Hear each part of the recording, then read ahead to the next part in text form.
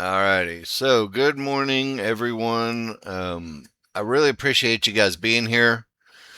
So, couple things just to kind of start off. Obviously, if you guys are here from the prop side, welcome. If you're here from the software side, welcome. We're going to be focused on trading, technical analysis, rules, and ultimately some of the automated system stuff that we have going on. So again, this I want this to be an interactive class. So if you guys have questions or need anything, please just spit it out, say it, and we'll address it and take care of it. Um, so short version, my name is John Novak. I am the owner and developer of our automated Fibonacci software.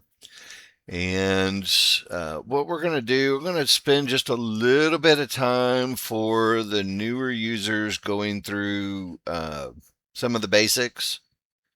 So that way, if you are new, obviously you get the basics covered. And we're going to do a short version. I'm not going to try to teach you everything that we've ever taught in the last 2, 3 decades in 10 minutes. We're going to teach you a couple of the basics, teach you the only things that you really honestly need to make some money.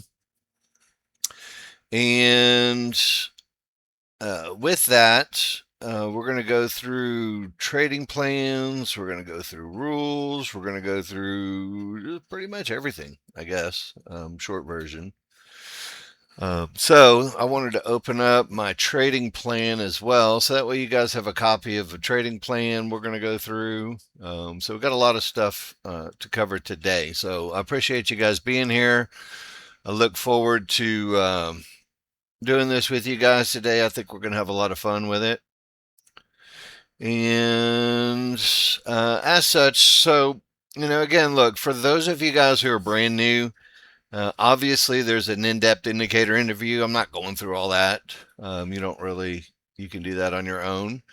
And then obviously the indicators that you see on your chart, just for quick terminology, trigger lines. We've got two sets of what looks like moving average type lines, and very much in line with what moving averages have done for since the beginning of time.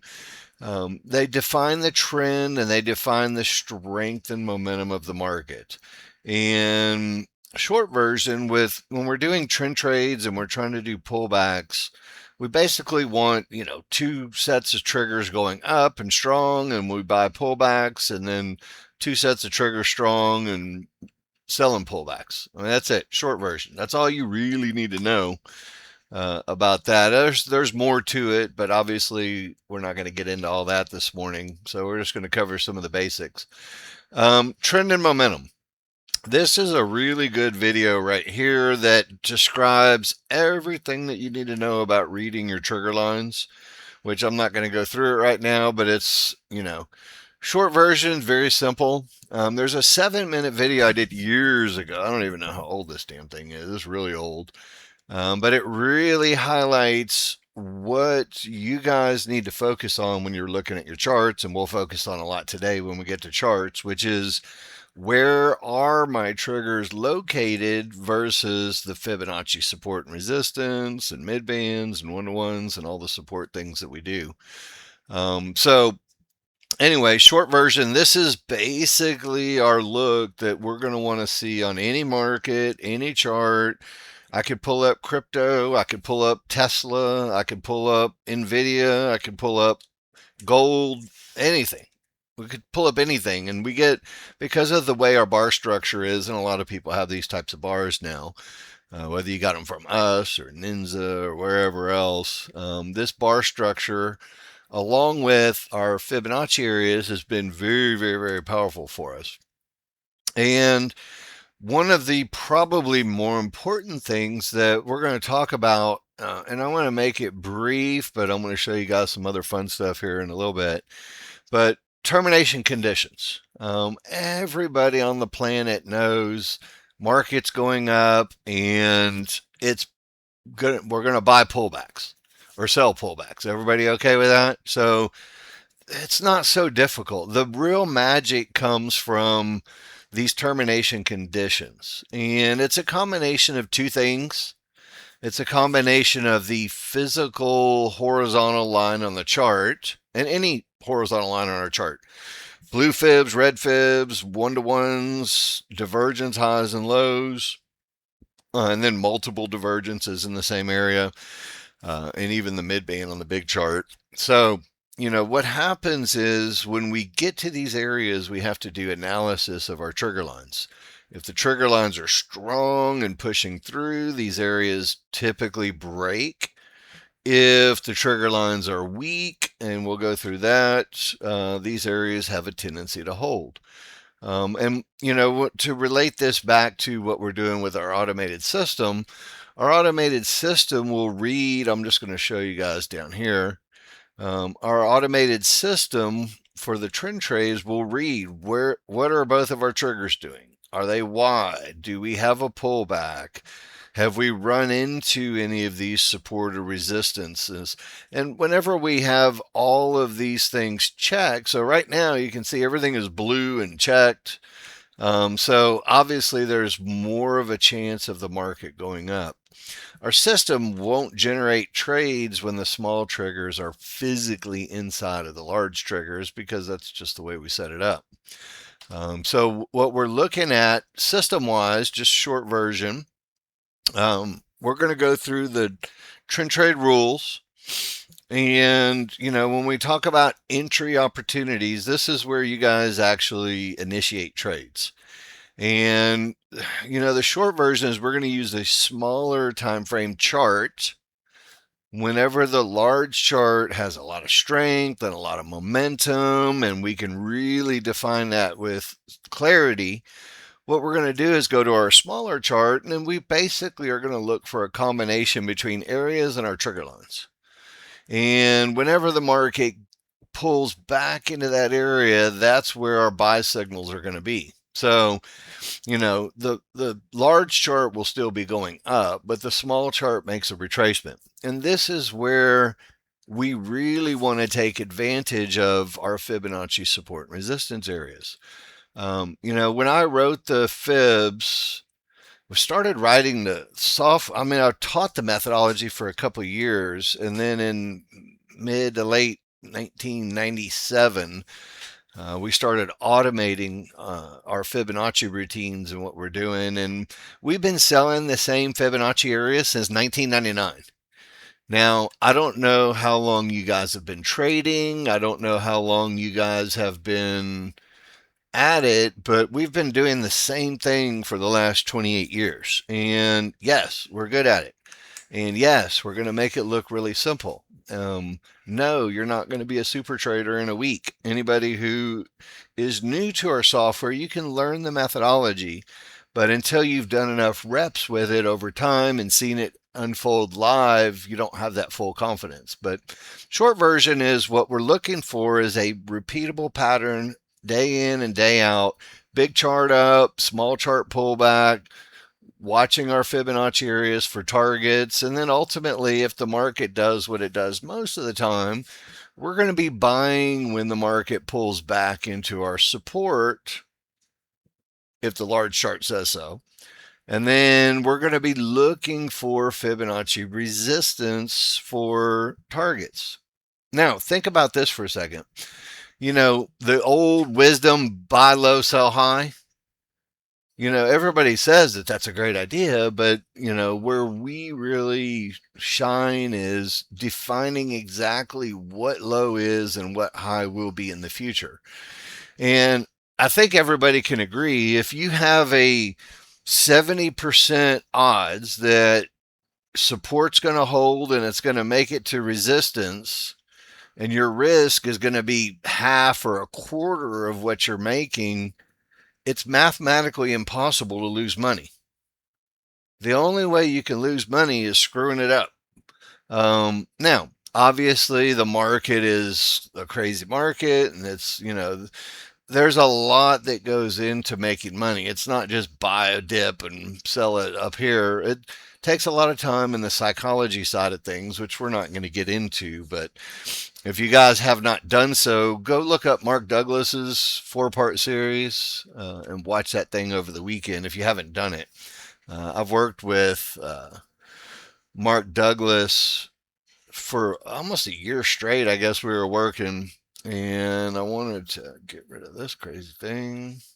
Um, anyway, short version is, you're going to see the exact same thing every single time. It's going to be market going up, pull back to some type of support, market runs up to the next resistance, and then when we get to the resistance, we have to start reading where our trigger lines are located. And when our trigger lines get past a resistance, the resistance usually breaks. So when the red line turns into blue lines, we'll keep doing long trades. Um, Same thing on the short side, just to kind of take you through a 1, 2, 3 step. The market makes divergence at the last Fibonacci resistance on the planet, which is awesome for us. And again, this isn't really our sell spot, at least not with our trend trades.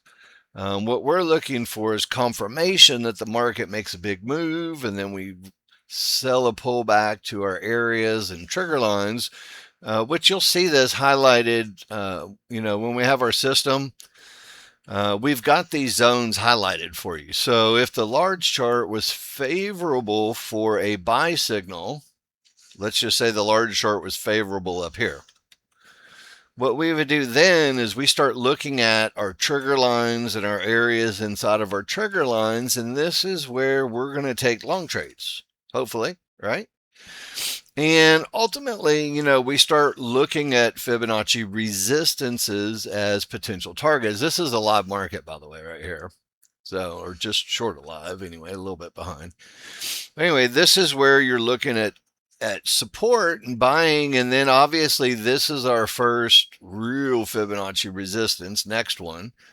And then ultimately we make it to the next one. So whether you're trading, a 3 lot and you take some, and then you take some more, and then you take some more, whether you say, hey, it's strong, I'm going to hold on to the whole thing.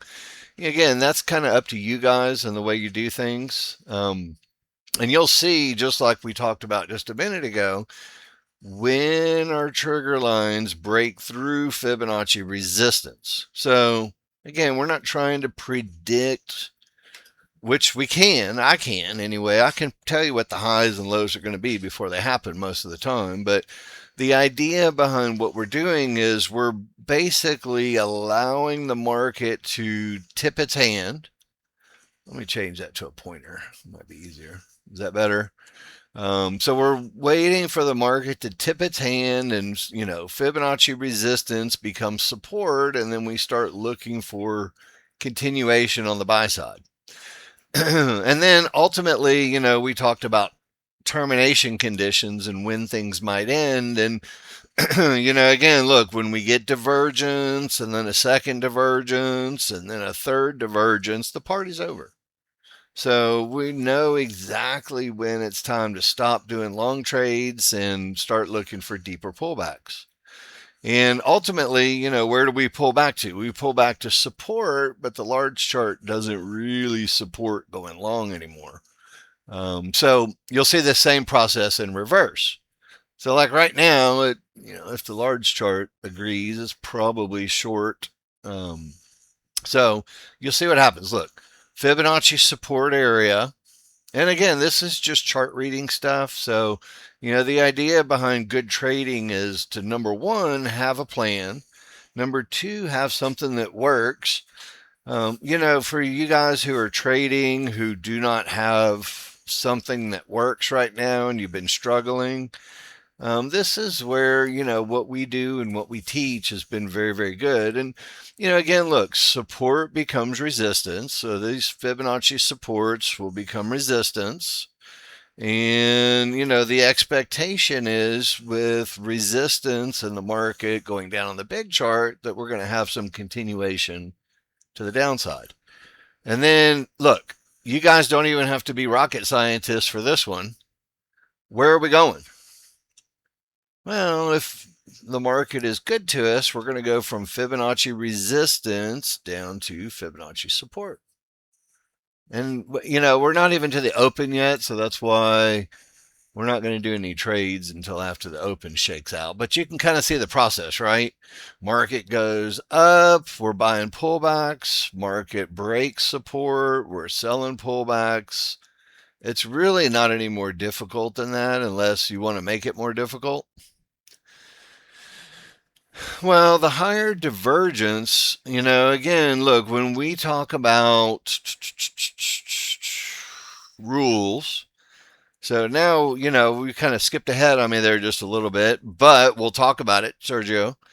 So let's go through high probability trade rules first. It's really simple. You need to have three things in order to make a trend trade for yourself. Again, large chart trigger lines. There's two phases to the large chart. There's what we call a good top or bottom, and then strong trigger lines. Or you don't have a good top or bottom, and you don't have strong trigger lines. And if you guys really, really, really want a hell of a list, I'm gonna put one in the chat room real quick for you guys. These are videos that I've made over the years that are really, really good. Number one, there's a trigger line introduction. Number two, Fibonacci areas, course overview, and then ultimately this fourth one is what we're talking about right now. How do you define what's a good top or a good bottom? And we've got some very specific criteria that we go through when we're defining good tops and good bottoms. Which we won't get into too much of that right now. But if you guys really want to get deep into knowing what we know, this is your list of videos to do so. Anyway, short version, good top or bottom with strong triggers. We're basically now looking for, do we have enough room to our next Fibonacci level to warrant the risk of putting on a trade? If we don't have enough room and we're already at the target, then it doesn't really, it doesn't set up the best for what we do. I always use the analogy, think of it if you're getting on the bus, okay? You got two destinations, downtown where you work and your home out in the suburbs where they're going to drop you off. Well, if you're trying to get to work, you don't get on the bus downtown at work. You're already there. So it's the same thing with trading. If you're already at the target, you don't really have enough room. And that's really all we're talking about here is just make sure you've got room before you hit lines so you can manage your trades. And then we've already kind of been through the entry at the areas plus triggers. So again, when we look at entries, we've got mid bands, 1-to-1s, Fibonacci lines, all kinds of good stuff. And, it feels busy to a new user. We've got a new generation of traders coming out, and everybody kind of has the same approach, so to speak. Support and resistance, which this is Trading View, by the way. This is not the Ninja Trader version, but support and resistance. And support and resistance is fantastic. And you can see we've got it, locked in on this chart without a lot of trouble. And you can see how the market is respecting areas. So, if we get to a resistance area, we do the same thing on Trading View that you do on Ninja Trader. You'd say at resistance, where are my trigger lines? If they're below the resistance, the resistance usually holds.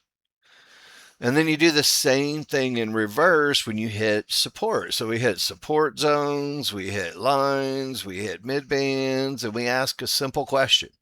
And you guys can answer this. Look, even if it's day one, you've never heard it, which side of the area of support are the trigger lines on? It's very simple. If they're above the support, it's probably going to hold.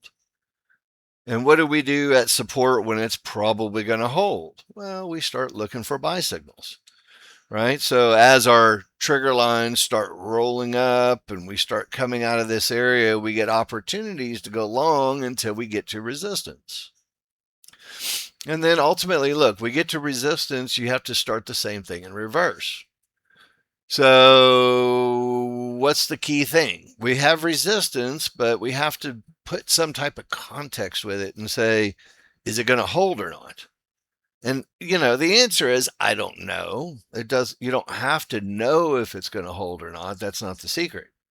The secret is being able to say, what am I going to do when we get to an area that has trigger lines not getting through it? Well, number one, you're going to take your profit on any long trades because you're going to give it all back. And then number two, we're going to have to wait for the market to tip its hand and actually break that area and turn it into support before we can continue in the next direction. I know we're kind of all-time highs, but anyway, you get the idea, right? So whether we're doing Ninja Trader areas, whether you're doing trading view support and resistance areas, the concepts that we teach here are exactly the same. Basically looking at two charts. You got your large chart, which defines your direction, your momentum, and what areas could cause trouble. And then you have your small chart, which is where we define entries and we manage our trades. And that's it. I mean, there's more that we can do than that, but that's everything in a nutshell for us. And again, this is the optimal look. This is an old picture, but it still holds true. Trigger lines both crossed up and going up. We're going to buy these tails and buy these pullbacks on the small chart when the small chart lines up. And then same thing in reverse. If both triggers are going down, the tails the price going up that makes a tail is where we're going to be looking at the small chart for a short trade. Does that make sense? Did I lose anybody or everybody good? Hopefully everybody's good at the moment. I know most of you guys have had software and you know what you're doing, so this is really more directed towards the newer users. And if you guys have questions at any time, just throw them in there. I I don't have a script and I don't have a plan. I mean, I have a kind of a plan, but I've done this for 30 years. So rolling through it pretty quickly so we can cover a lot of information is what I'm talking about. Now, Sergio, getting back to what you said, risk management. And, again, this is one of the more important things that you're going to do. Anybody can get into the market, long or short. It's a click of a button, right? It's really simple, straightforward. It's not difficult. The challenge is how much are you going to risk and why? When are you going to get out and why? And one of the things that most newer traders neglect a lot more than they should is management of their trades. They're so focused on where to get in, they don't have a concrete set of rules on when to get out. And what happens is sometimes you get out and then sometimes you don't. And then, look, if you guys have traded long enough, there's only one thing that's 100% true. It's literally, you can't fight it. Murphy's Law. If you have a setup and you don't get out, it's going to lose almost guaranteed. And if you have a setup that you do get out of, it's probably would have been a big winner. And the market does this just to screw with you and ruin your life. They really, truly, I don't know, that sounds kind of silly, but as a new trader, you guys have probably had the frustration where you buy and it's the top and you're like, God dang it. And then you sell and it's the bottom and you're like, God dang it, I can't buy my way out of a paper bag. We've all been there. Everybody's been there. If you haven't, then you haven't traded long enough. You will. So one of the things we need to do more importantly than anything else, and look, if you're trading the prop firms, ours or somebody else's, preservation of capital is really number one, period. Always. It's the exact same thing, and no, they're not lagging. It is an average, but they're not lagging. They lead. I'll show you some examples. You'll be very surprised. What you're not reading them correctly, and that's why you say that. So when you look at them from the proper perspective, you'll see that they are very predictive and they're not lagging at all. So anyway, we'll get to that, okay? So hang tight. Let's get through some trade management ideas first. Preservation of capital. How many accounts have you guys blown out on prop firms? 500, 300, 200? Everybody's been there. 50, 20, whatever the number is, it's too many. And the reason you lose your money is because one of two things: you don't have a method that works well enough, or number two, you didn't control your risk and preserve your capital when things aren't going right. The second thing, you know, a good trade management plan helps you with your psychological side. Look, if you don't have a rule for when to get out, it causes a lot of angst, hesitation, fear, greed, whatever it is. But if you say, look, this is, my brother's really good at this. I don't agree with the way he manages trades sometimes, but, to each his own. Control your emotions by saying, if XYZ happens, I will do this or I will do that. And then do it every single time. And that's the only way you're going to be able to get a handle on your emotions. You're going to be able to look, it's just like our trading. When we go through our rules, you have a checklist 1, 2, and 3. When they're done, you got to take a trade, whether you like it or not. You have no freaking clue what's going to happen next. But if you win 65, 70% of the time, why would you not take it, right? The other thing is, I hear stuff going off in my background. I didn't mean to have anything on here. Turn it off. Can you guys hear that when it executes? I'm just curious if it comes through. Okay, cool. All right. So we'll get to trading in a minute. It's the open right now, so I should have had things off. Man, I thought I had those doorbells turned off too. Anyway, all right, we'll work on that. Let me see if I can just mute my sound if it mutes it for you guys too. Anyway, short version, rules are pretty simple. Couple of charts, 3 different setups, and then trade management is where all the money is made or lost. A good management plan will help you control your emotions. It's also going to limit your losses. Since we started Nexgen Pro Trader Funding, I find it absolutely freaking appalling and just when I watch people trade sometimes, which I do, I'm like, what the fuck are you thinking? That's part of my language, but that's the only thing you can think. And people don't control their risk. They actually, they'll lose $3,000 and try to make $500, and it's just not a winning strategy over time. And when you have if you're buying support and resistance, let's just say, for an example, so we'll go back to support. Let's say you're buying support. There's no reason to risk more than this much money. Just a little bit right below there, because if it breaks, you have to reevaluate. But I see traders who they'll put their risk way down here, and they'll actually lose this 30 or 50 points in between the areas instead of taking a small loss and moving on.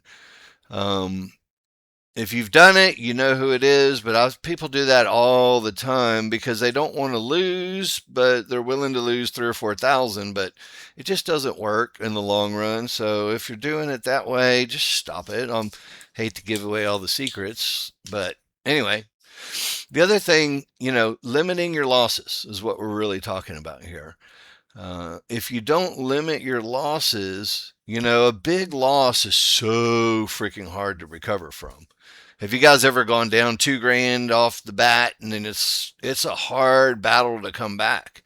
And almost every time you get back to close to zero, then you start losing again because you're like, "Whew, thank God I'm back to zero." And then anyway, it's a cycle. And we're here to help you guys break these cycles and try to make things more consistent. And then ultimately, you're going to increase your profits by knowing where to get out and when to get out. So we've got a trade management video here. A couple of our, this picture from our trade management. I mean, just look. It's from 2022, so this picture is like 4 years old. Five, yeah, more than 4 years old. But it's the same thing. Look, fib support breaks. We pull back to resistance in our trigger lines, and then we look for the next Fibonacci target. And when we get there, obviously you got to take some money, but then you read, strength and trigger line strength, and you're like, it might break.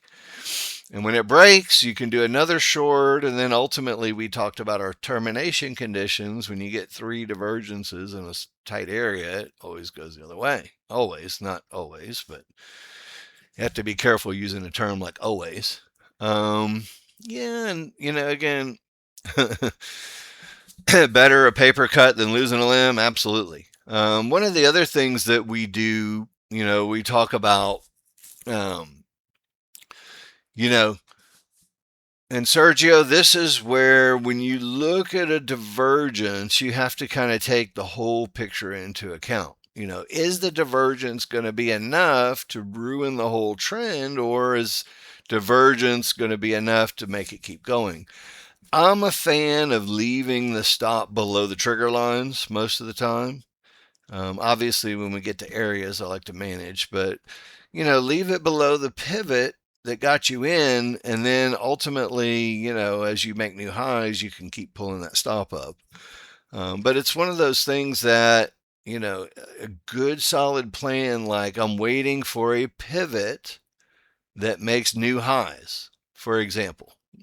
Everybody understand that? So if you have a high pivot and you get in long, you don't trail your stop until you exceed that last high pivot, and then they're done dicking around. You guys, how many people trade the NASDAQ? Give me a Y if you trade the NASDAQ. It's literally the most notorious for stopping everybody out by a little bit and then going. And then sometimes they do it 2 or 3 times because you're like, God dang it. So, you guys have seen it enough. And the same thing, look, here's the other side of the coin. Let's talk about losers. So if we get big chart going up and we buy a pullback to support, we can put our stop right below that support and our trigger lines, because if they break it, there's nothing left in the way to stop the market from going down. There's no help. There's no lines in the way. So you want to be able to look at your small chart and go, look, if it gets below that, it's just there's no way, there's no reason for it to keep going up. So you have to really kind of know when to say, look, enough is enough. I'll take my little loss and I'll move on. Hard to do, right? Easy to say, hard to do. Sergio, this is the one that you were talking about. And we wrote it into our strategy to exit if there's a divergence followed by a lower divergence. It's a freaking awesome thing because almost, I would say 75 or 80% of the time, you guys check me on that, except for, in a parabolic trend day, it almost always takes out the last low. Almost always. So the reason why we have this as one of our get out rules with lower divergence or higher divergence, depending on which way you're going, is that 80% of the time it's going to take out the last low pivot. So if you put your stop below the last low pivot and then the market says it's going to go get it, do you really want to lose all that money, or do you want to take a little bit and then wait for the next trade? And then, Sergio, this is kind of one of the other things. Look, when you have second lower divergence that takes you out, then you get a bullish divergence off of Fibonacci support. We want to get back in again if you did get out.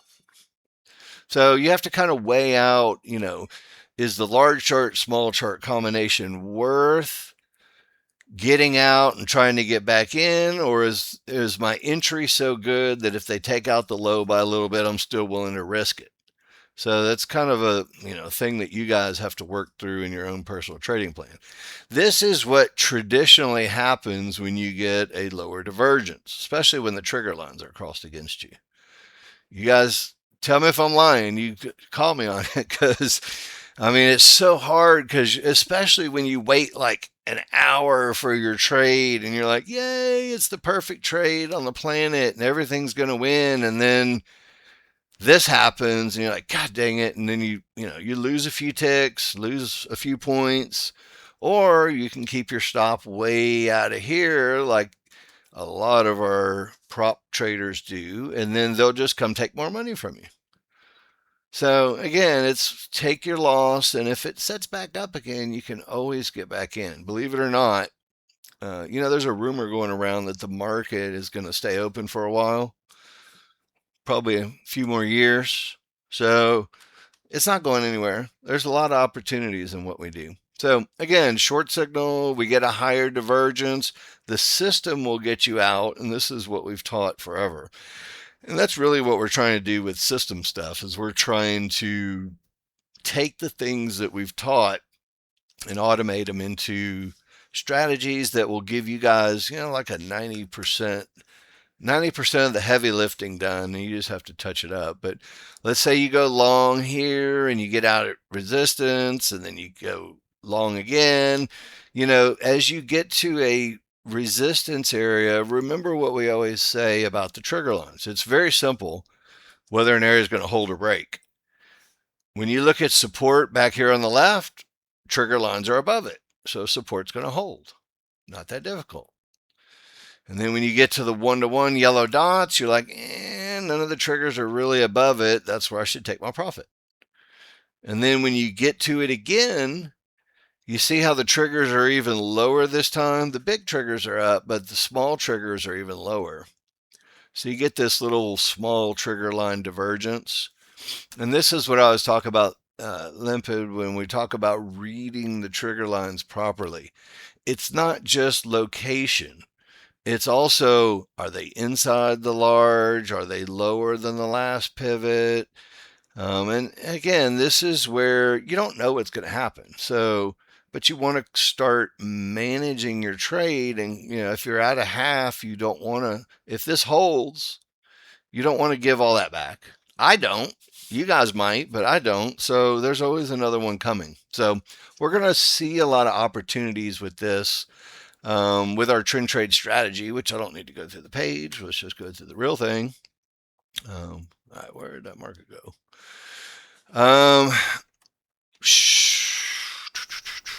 Okay.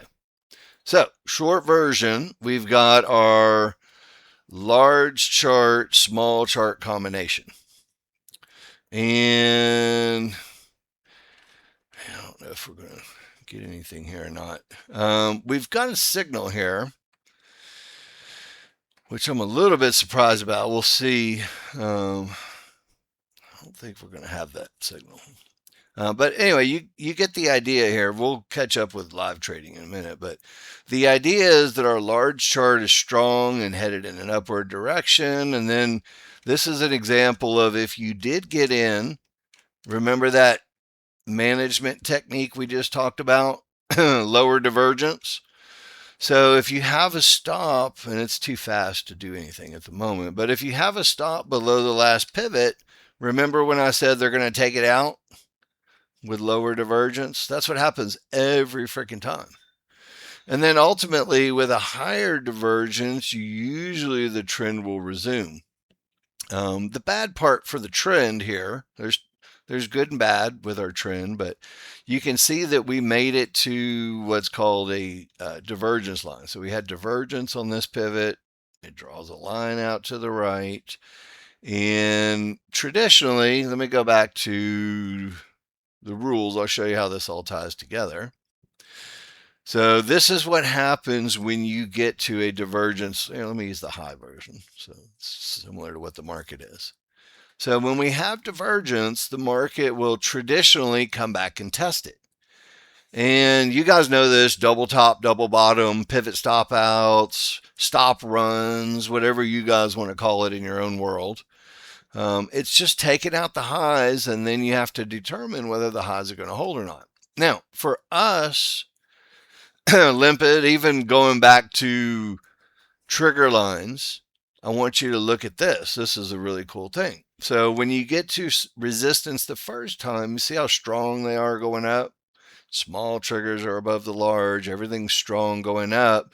You can almost guarantee yourself that after a pullback, support's going to hold because of the prior strong triggers. So you're looking at this support as it should hold because of what happened over here. That's predictive. in my opinion.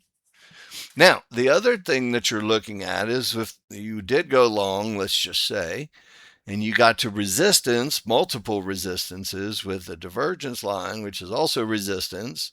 Now you go through and do the same read again. You say, where are my triggers? Well, they're all below.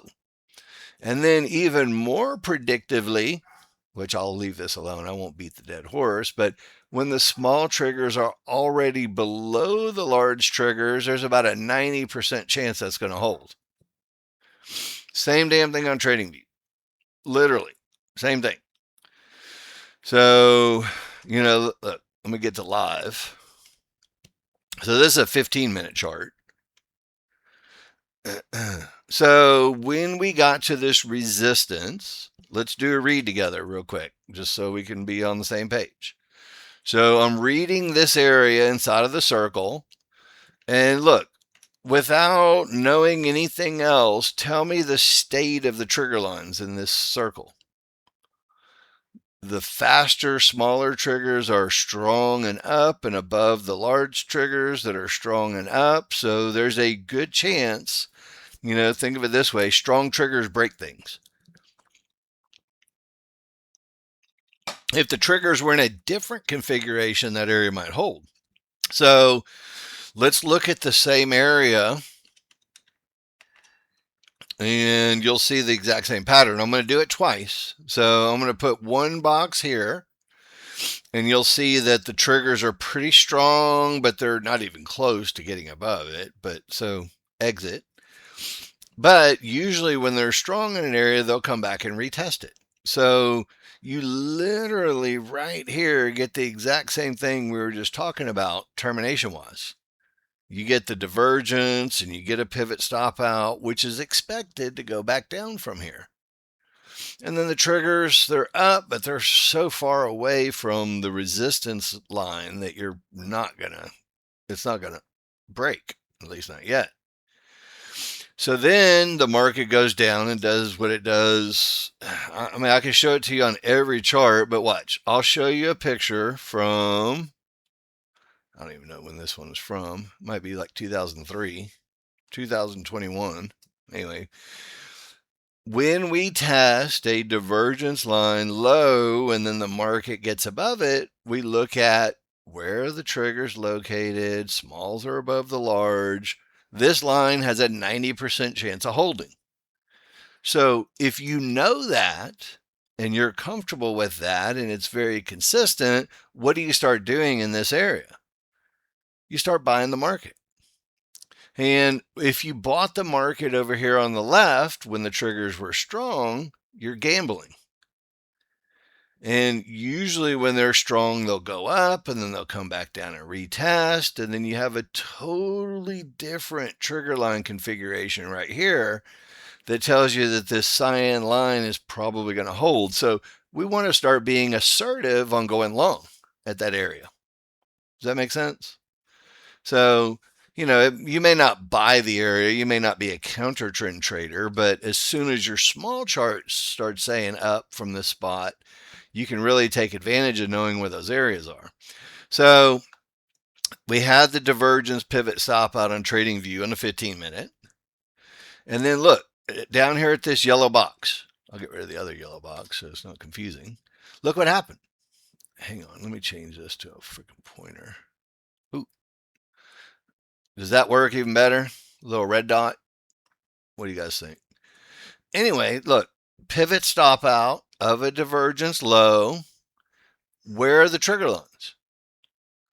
They're so far above here, the answer is it's probably going to hold. And then they go stop out the lows again just to screw with everybody, which, they love to do, right? So they stop out the lows by a tick or two, and then we get straight up. And then look, we start the analysis over when we get back to the area and we say, okay, now we're at the area. Now the triggers are nuked, strong to the upside, so it's probably going to break. And until further notice, the party's going up. So is that helpful? So, again, it's the same read, area plus trigger line location and configuration. And once you get that down, you can look at any market, I could pull up crude oil. I'm assuming crude oil will be going down. But you can go back and do the same thing whenever you get to, let's just use the same logic, okay? Pivot stop outs. So there's a couple of them on here. I'll do the first one first, and we'll go mark up divergence low that stops them out, but they don't go any lower. Everybody okay with that? So I'll blow it up a little bit for you here so you can see it. So it's the same read. It's support, some type of support, some lines, whatever you want, plus divergence. And look, the first time going down, the market triggers are really strong, right? They're just strong. They're far away, but they're still strong, so there's no going long yet. And then ultimately, they retest it again and get back above it, and this time our trigger lines change configuration. So this is where we make what's called a termination condition, or basically a bottom, a good bottom. And then we get divergence, and then the market's going up, and then we get above things, and we're going up, and then we get to resistance, and we get the first target areas, and then we get kind of a bump around in between the two, and then ultimately, they set up a nice, I say nice, divergence at areas with one-to-ones and lines, and then ultimately, as they retest this the first time, they bounce down, but there's not very far to go. And then the second time they do it, you can see what happens. See how the trigger line smalls are inside the large? And as we start to go down, then we start to build the bias to go to the downside, where it's down, down, down until the trigger lines in some area tells us otherwise. So this is live crude oil right now, but the read is the same. So, again, we've got resistance here, and we've got a pivot stop out right here that we're dealing with. Okay, the first time we hit that pivot stop out is a hell of a great profit target for your short trade. So if you're going short at 91 and you get out at 87.75, that's a hell of a trade, right? Now, when we're down here in this area going, man, I wonder if it's going to hold or if it's not going to hold. Well, we just read the trigger lines. So you guys tell me, without me doing the analysis, at resistance, even at the support area, what do the trigger lines suggest right now? They suggest they're not done going down. Everybody agree with that? They're across down, the smalls are below the large. If you go long with this look, you're just going to destroy your trading account. You'd get lucky, not good. So in order for us to go long crude oil, which doesn't look like it's going to happen anytime soon, looks like, if I had to take a guess, you can write a number down, 85.90 to 85.60, we're going down here. I can almost just short of guarantee it. Right? So, again, this whole area up here would have to be violated in price and triggers before you even think about going long. There's just no freaking way on God's green earth you'd be thinking long trades looking at this. Does that make sense? This is a 4-hour chart. So it's really, really, really, really slow. You're not going to see it ticking and moving, but the read is the same, whether it's a 4-hour chart on crude oil or a 15-minute chart on the NASDAQ. It says up and the market's going to go up. So we go look at our small chart and go, look, is there any place where we broke out of a support and we have the opportunity to buy? So obviously, without going too far into it, look, we broke out to the upside and then we pulled back to some type of support. Triggers are up, anticipation up. And then we get to divergence pivot stop out, just like we talked about. And we look at the triggers and we're like, holy smokes, the triggers are above and breaking through. Probably need to buy some type of support area. Just so happens we have one. And then you get to the one-to-ones, and you're like, okay, if I go long at 20, let's just call it 430, and you get out at 460 and take your 30 points, you're like, yay, I love my 30 points.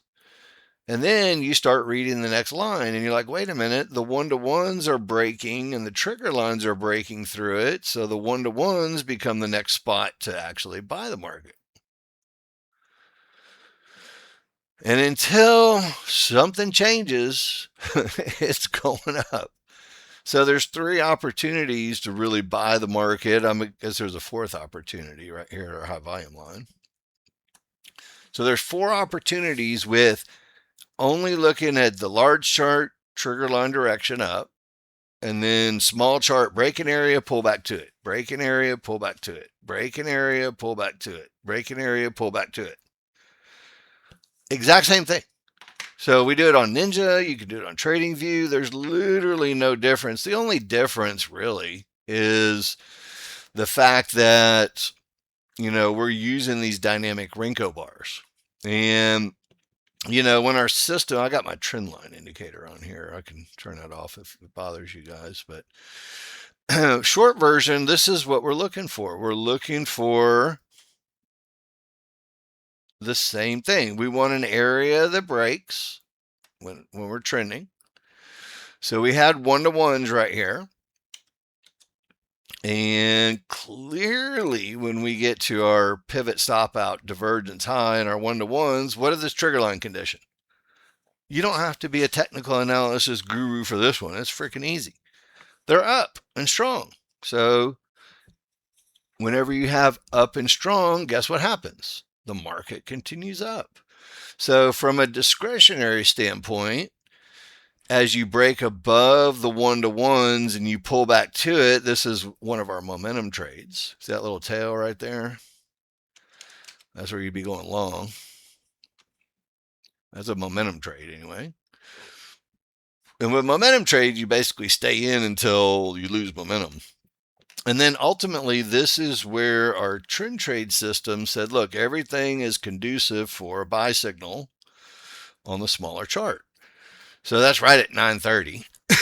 So what happens is, we can go back to 930 and look at it. 930, come on. See a lot of chart action. So here's your 930. Good Lord have mercy. Okay. All right, so here's what happens. So again, this is the same area, but small chart wise. Right? So again, probably not going long on the first round because we had resistance. That's why I had that box there. But you can see pretty clearly that this area breaks and becomes support. And this is the spot where we said you'd probably take your long momentum trades on the big chart, which the small chart agrees with that discretionary read. And then our automated system had a signal on the big chart, which gives us this signal on the small chart. See that? So if you had the automated system on, it would rattle off a trade for you and you'd go long. And then you'd watch the smaller chart for some management, prior highs, one-to-ones. And then ultimately, obviously we go down, but I like to look at the large chart first so it's less confusing. And I'm going to be on sim today, guys, so I'm not going to do any real trading. We'll do sim real trading, but I really, really want to make sure you guys understand what we're doing and how we're doing it. Now, even on the big chart, you remember what we talked about?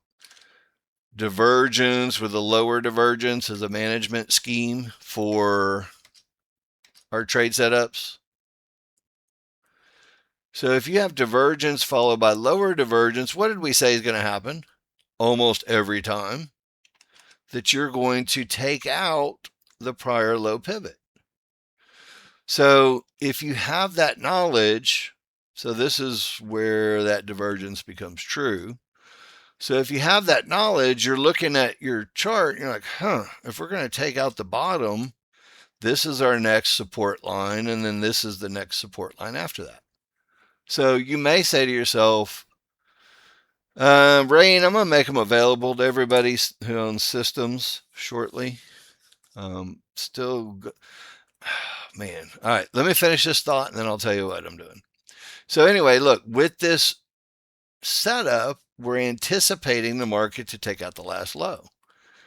So, when we look at it and we say, okay, now we know it, we'll find some short trades until we get to the area. And then you can see for us, wide triggers down with the tail going up.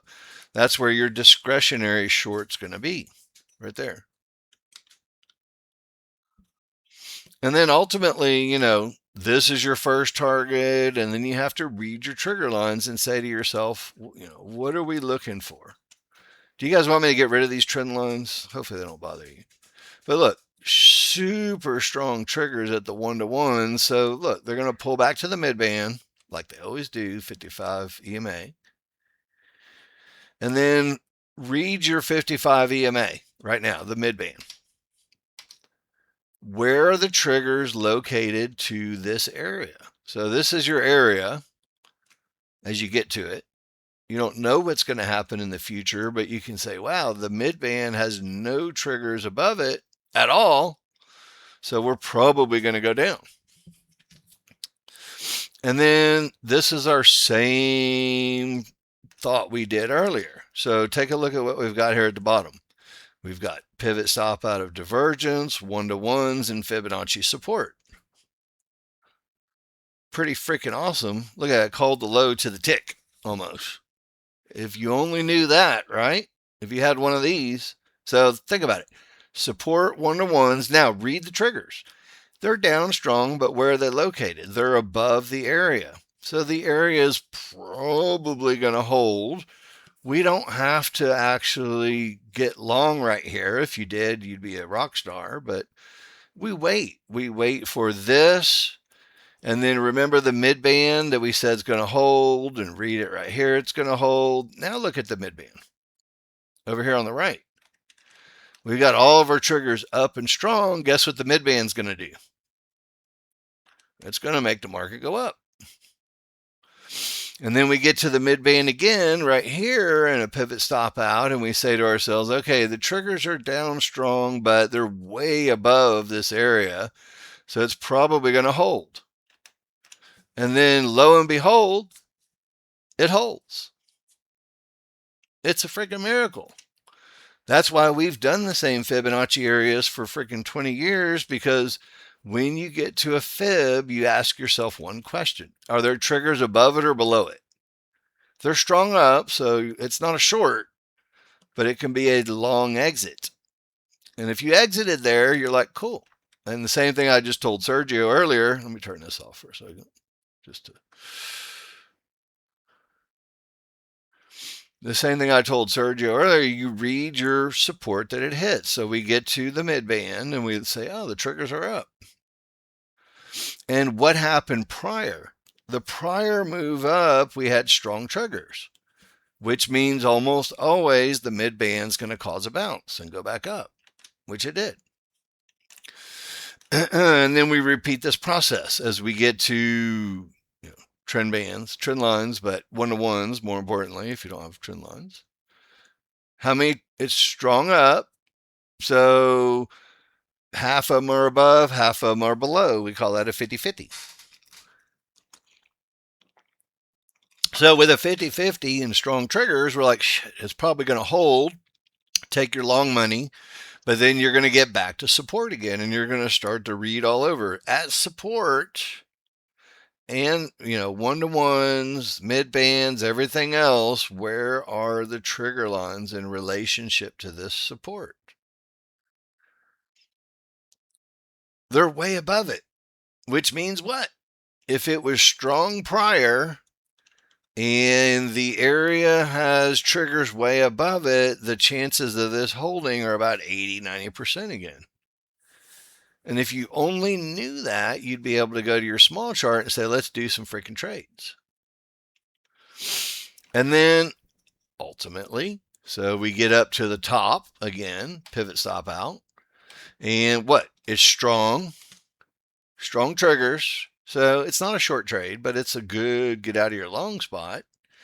And then as we get to this area, we have to ask ourselves more questions. What is the trigger line strength? Well, it's down and they're getting pretty close, so it's not a bottom yet. And now we can say, okay, now this area is a good one to trade. So do you see the difference? Check this out. So I'll label it. Area 1, support, right? The triggers are going down and strong. That's not good for going long. If you do, you're going to end up. This is why support and resistance traders get their ass whipped 9 ways to Sunday, because they don't have a good way of reading the support and resistance to know if it's going to hold or not. But when you look at this area of support by itself with the trigger lines, you're like, it's probably not going to hold. Now, watch this. This is still the exact same area of support over here, right? Same line. They had a little breakout, but then they broke back up again. But same area, and then look at the triggers this time. Chances are we go up again. So it's the same area, just different triggers. Does that make sense? Y'all give me a Y if you understand that. It's hopefully pretty straightforward. So when people say, oh, your charts are too busy, I don't have any freaking clue how to read it. Well, of course you don't, because you haven't learned. But it's very simple. Where are they located and how strong are they? And it'll tell you 90% of the time whether the area is going to hold or break. And then if it's going to hold, you do trades. And if it's going to probably break, you find trades going the other way after it breaks. I mean, that's pretty easy, right? All right. Now, ultimately, we went up. System would have generated another potential signal here, which hit a trend line and obviously came down. But let's repeat the process, guys. So hopefully this technical analysis lesson is pretty easy and straightforward. So we have 1-to-1s and we have a midband. Everybody cool with that? And a trend line, but if you don't have the trend line, no big deal. But for me, trend line, midbands, and a prior divergence pivot, and where are my triggers? I know I'm beating a dead horse here at this point, but tell me where the triggers are. They're way up there. So even though you can't freaking believe the market's going to go up again because it's at all-time highs, it's probably going up. And let's find out where it actually is now live. When does it finally say, you know what, screw this, we're out of here? So here, let me turn these trend lines off for you guys just so I don't confuse. Oh, shit. I think I deleted too many things. Maybe I didn't. There's a lot of lines from those. Okay, we're cool. All right. So anyway, short version, we get up to, a pivot stop out right here first with small triggers below the large. So it's a pretty good bet we're not going long anymore. So you can go long up into here. You have strong triggers, so it's probably going to bounce again. And then here you've got triggers that they're not breaking through. They're not conducive for going short, but it's conducive for not going long. And then ultimately, as we break through, our system generated another signal in here somewhere. So, just a little bit of room on that one. So from 15 up to 25, not much room. See, this is what we talk about when we got to have room to our target, because if you run into resistance, and look, it's the same pattern. Look, I didn't make this, well, I take that back. I did make this up. But I'm not making up what it's doing on the market live when I keep showing the same pattern over and over and over and over and over. Look, we hit the resistance with strong triggers. Yeah? So we're going to probably bounce again. Fibonacci support with triggers above it, probably going to hold.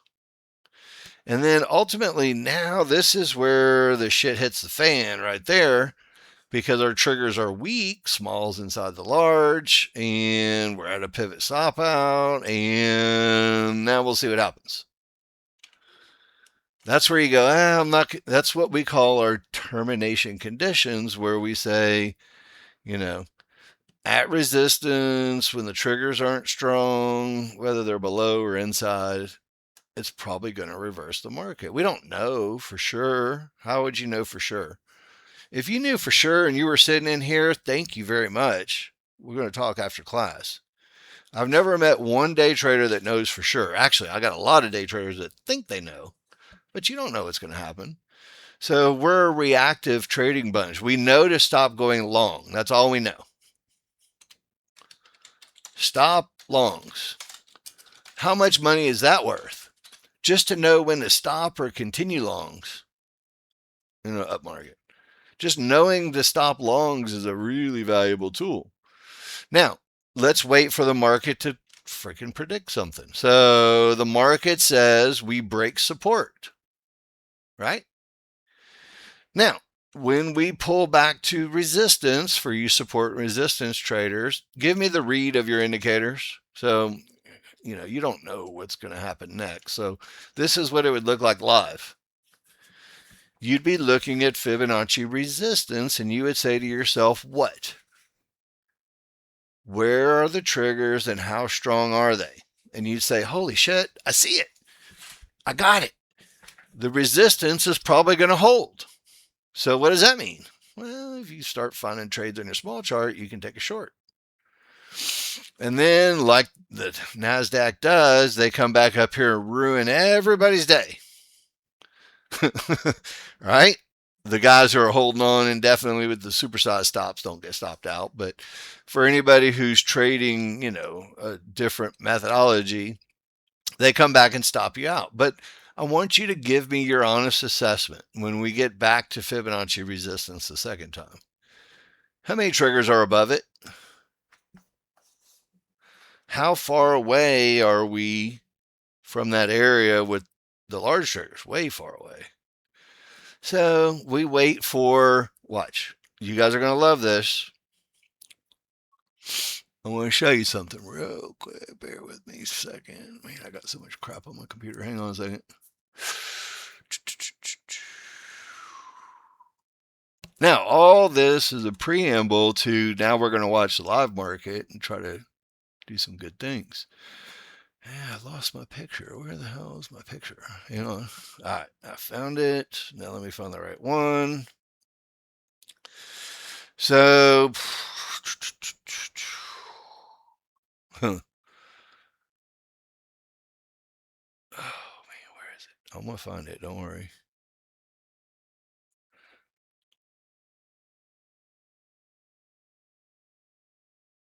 All right. So in 2003, 2002, 3, 4, we had rules that we taught. So we were looking at tick charts back then, which there was no such thing as Rinkos or all the other stuff. So tick charts were good, kind of a volume based, how many trades in a bar. But our rule was really simple. If you get to an automated Fibonacci resistance and you have bearish divergence, which we automated, you don't have to look at the MACDs anymore, then if the triggers roll over, we sell a pullback. That was our trade 25 years ago. And if you look at it, it's the same trade today. We have divergence from Fibonacci, the triggers roll over, you sell a pullback to your mid band and small triggers, and you try to make some money. Lo and behold, you can make a little money. And then just like at the top, look, we have this down here telling us, oops, stop shorts for now. So we hit an area, the triggers aren't below it. So, but it's strong, so it's going to bounce up and come back down again, just like we said. And then we're going to wait for the market to do what it does. And you can see they've obviously took it to the downside. And then, man, they missed that 1-to-1 by just a tick. But anyway, when you get there, you say, what are we doing? Again, when you break this area, you can do shorts again. So that should be pretty much straightforward. You get to the next area with divergence and the triggers roll up, you're like, okay, there's nothing I could do except either long trades or nothing. No more shorts. And then now this is live. So we get to a pivot stop out.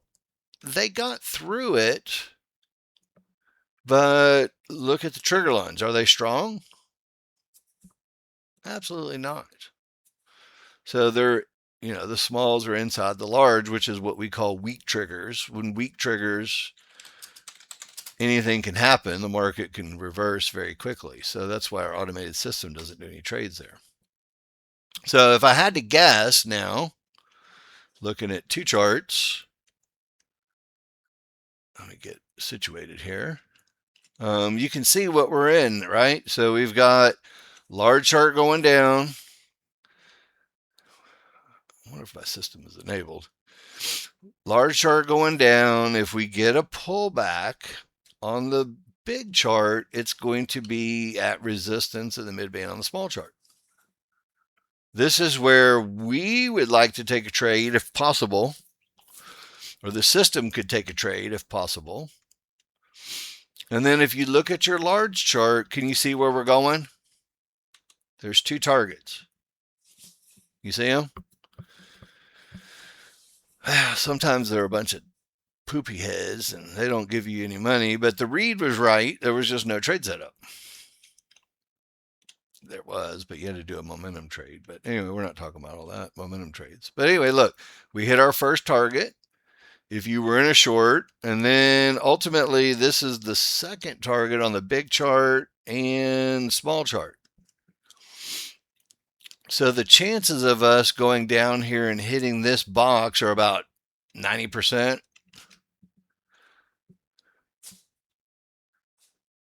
Give or take. I mean, if you were going to take a chance, you go short with a stop above the pivot, and then you would put your targets in. You could put one in early, and then you could put one in later. And then you just manage it. As long as we don't get 2 or 3 divergences, then we'll probably keep pushing down and keep going. Does that make sense? Now, I don't know what it's going to do, but we just hit the first target. Go to break even. Probably should risk a little more, but won't for now. Anyway, you get the idea, right? I mean, it's a little snappy still. My wife trades our live money, and she doesn't even come in until 10 or 10:30. She's like, screw that first hour. You guys can have it. So again, look, management rules. Even if you were short, you'd have the higher divergence thing we talked about, which means that they usually will have a little stop run everybody's stops, which they didn't do this time, but usually they do, and then they finish the move off to the downside. Now, for us, look, guys. So again, look, this is exactly what we just went through, right? Everything's going down. Look for shorts. We break an area of support. Trigger lines and everything suggested that we're going to keep going down, right? So you sell a pullback, and then ultimately Fibonacci targets are really cool. Not that they can't break, but it gives you the zone on the big chart where we have the opportunity for profit targets or reversals. I don't know what's going to happen. I don't have to know what's going to happen. I just have to read what is happening and what should happen. Think of it this way. That's max trades, Ringa, in a direction. So we've taken 0 out of 3 with the system. So this is basically your whole trading plan right here. If you get a good top, then after it holds and we get a little pullback, we've got market flow signals, we got high volume lines. There's a lot of freaking ways to get into a trade, but short version is when multiple charts agree to a top, we want to sell the first pullback so we can make that big money. All right. The biggest trades you're going to do are selling the top, buying the bottom. There is no bigger trade. The challenge is knowing where that top or bottom is going to be and being very comfortable with it. And then just like we talked about, if the market's going really strong down with room to the target, then we'll do trend trades. And then we just reverse the process. Eventually, support will hold that says it's going to hold based on our trigger lines. And then once they roll up and get a pullback, you can start buying the bottom. If you buy it over here, it's gambling. If you buy it over here, it's trading. And then ultimately, if it gets super strong going up, we're going to do the same thing in reverse. We'll buy fibs, supports, mid bands, whatever, to get back up to resistance. That's the whole trading plan right there, guys. So we don't know what's going to happen. You don't have to know. I just know that these would have been targets, and then ultimately, divergence with weak triggers almost always makes it go back to the midband. We get to the midband and fibs, and we say to ourselves, where are the triggers? Are they below it or above it? And do we want to do something with it? And then we got the same thing in reverse. They just made a bottom. So we have a pivot stop out of divergence at the bottom. And now we're at resistance. So read our trigger lines. What do you guys see? They're pushing pretty hard, but they're not past the area yet, right? So now we're past the area and it turns into support, which means we're looking for buy signals. So I'll just right click on the chart. So you look at your small chart and you say, okay, where's my support inside that zone? And of course, they're not going to cooperate for me. But you get the picture, right? Hopefully.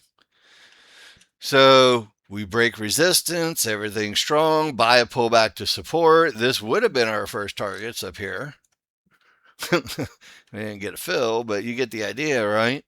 Now look, if it did come back and give us a fill, you don't have to risk a lot of money. Because if that area doesn't hold, you don't have to risk down to here. I guess I should get rid of that now. But look, same thing. Pivot stop out on the small chart at resistance. So one of these things is going to have to break. Probably going to be the resistance that breaks and turns into support. I don't know. But if it does, then we've got room. Where's our next target, guys? So we've got support on the big chart over here that we'll have to contend with, which we've just reached. I don't know what's going to happen, but support with triggers way above it. I'm giving this about an 80% chance of going up. Doesn't have to, but we'll see. Now, there's no reason to think long trades or anything crazy like that at the moment. So, because you don't know what's going to happen. So we just wait. If support breaks and becomes resistance, which it looks like it's doing, then we'll flip the script. There you go. So now we're at a spot where resistance may hold. May not. I don't know. We'll find out here in a second. Yeah, they're being crazy, aren't they? All right. Welcome to the NASDAQ. Now, this is where you can also take into account termination conditions on the small chart before you take trades on the small chart. See how we had fibs and one-to-ones and divergence and nothing through it, triggers? So, not going to happen. So it's just screwing with everybody. A little fake out, breakout. Now, same thing holds true if we get long trades. Sometimes they just don't come back in the NASDAQ lately. And this is early morning trading from 10:30 on. It kind of chills out a little bit. But you see how our little system is painting this zone right here? This is the zone window of opportunity, so to speak. So if we get down into this window, this is where, again, it's so fast. This is where we get the opportunity for a long trade. Now we have to be cautious because there's a little bit of resistance right here. Yeah, it's NASDAQ. What are you going to do? But see our large chart, see how favorable it is for going up? We have support, we have trigger lines going up, everything is headed in our direction. I'll get rid of the plots. So even though they're going to come down a little further, when we get to support, we'll read the triggers and we'll say, okay, should we be going long? Should we be going short or should we be waiting for everything to line up again? So right now it's got to lean to the downside pretty good, doesn't it? So we'll see what happens. You know, the one thing I don't want to do is sound like an auctioneer when I'm talking about the NASDAQ, which happens sometimes when you're doing live, just because it's so quick. And this is a very small time frame. This is not, this is when it's really, really, really. So look, here's your spot. As you get up into resistance that might hold, that'd be a little bit of a. You see on the big chart, they're not going to hold. I'll do discretionary trades if the large chart's supposed to hold and the small chart doesn't look like this. So they're exactly opposed to each other at the moment. Small chart leans up, large chart leans down. When they both agree, we'll have something to do. Does that make sense? Now, so large chart wins. It's fast. Anyway, do you guys see it? We don't know what's going to happen, but we get to resistance. We had a pretty good idea that it's going to hold. And then ultimately, maybe right there is enough of a pullback to get one. See how we pulled back into almost to our mid bands. It's tough when they just miss the area by a minute. But you get the picture, right? That's literally the perfect trend trade look picture right there. Large chart screaming, pull back with a tail, pull back to some type of area, go short, take your money at the area, wait for the next one.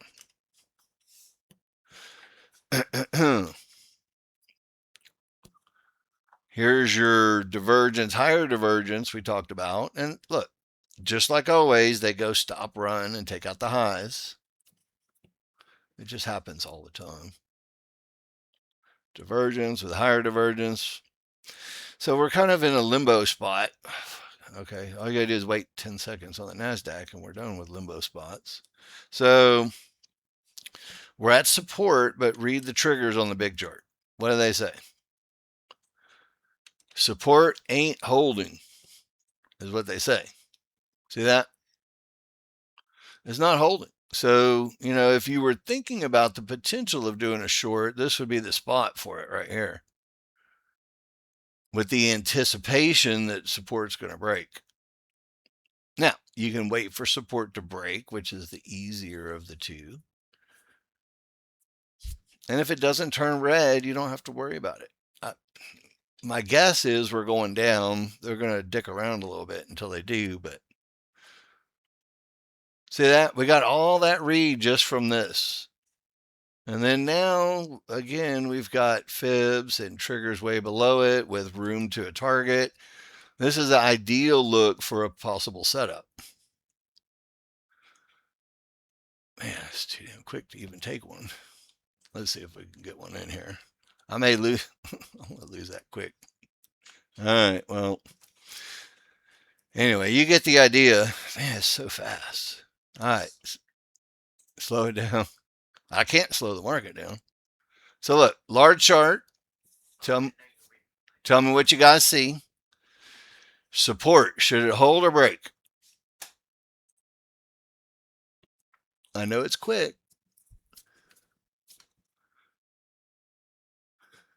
Not sure I'm going to make it that far, but strong in momentum, so we're going up. This is probably the only spot to even get it from right there. Anyway, that's okay. There will be more opportunities. Usually they'll come back a little deeper and then you get an opportunity, but man, they're just snappy in here today. All right, now you guys have to sit here for a minute while I take a break. I got to go run. I'll be right back. So everybody go take a 2-minute. I'll be right back. And then we'll look at the same thing that we're looking at. We'll look at it on TradingView as well. So you can kind of see how the correlations go between the two and then how they don't go. So give me just a second. I'll be right back. We'll call it a short break.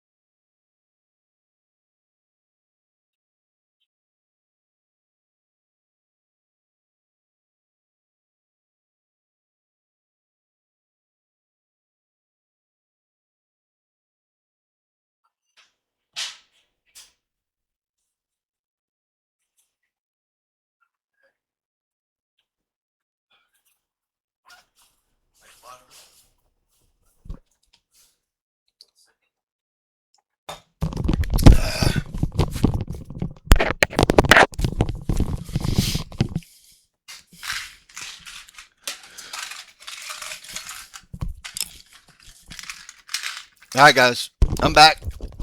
Good piece of gum here. My throat's a little dry. So Nasdaq craziness continues.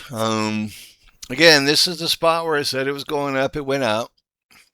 We overran the one to ones, but we had weak triggers, so they're going to come back down. And now they kind of finished the move off up into Fibonacci resistance. So when we get to Fib resistance, we have to have a breakout, or else Fib resistance will hold, and then we'll come back down to the mid band, and then we'll resume the trend to the upside, usually is what happens. So if they don't just straight line rip through it, this is what they're going to do. They're going to pull back and then go back up again. We'll see. See how the triggers are weak on the large chart, smalls are inside the large. Usually weak triggers at a fib, even if they overrun it a little bit, it's going to make it come back down. So we'll see how far they pull back. All right, let me do this. Let me get rid of that. We can use the real estate. There we go. Is that a little better? All right, so again, look, we're anticipating the market getting back to some type of support on the big chart. May never make it.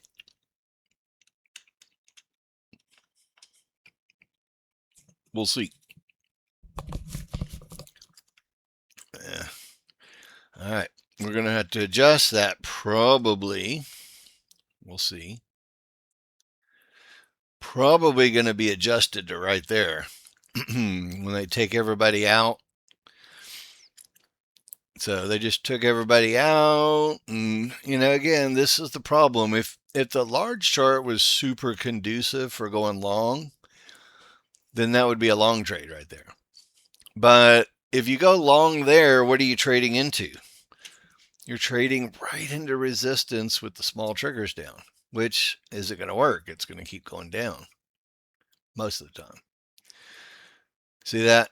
So even though we have a nice little area on the big chart or small chart, the large chart says we're going down to some lower levels.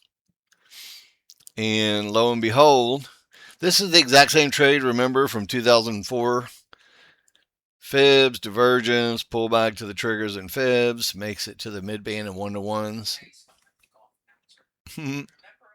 Remember when back in 1997 Tiger Woods hit that shot? All right. So look, same thing in reverse. We've got break, fibs hold, divergence, great, great, great. We've got one of two areas that it'll go short from. That's the first area.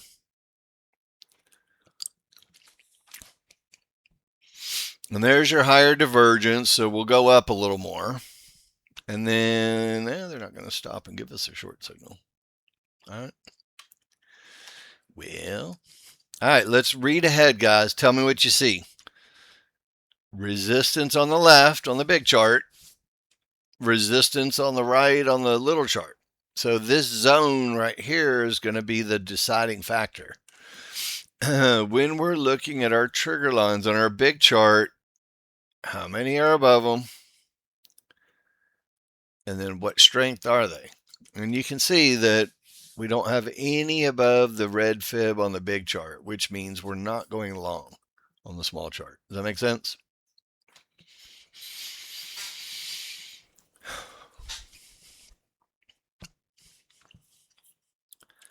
So we're waiting. It's probably going to go up again, still with the strength, but there's not really an easy long trade until we break resistance,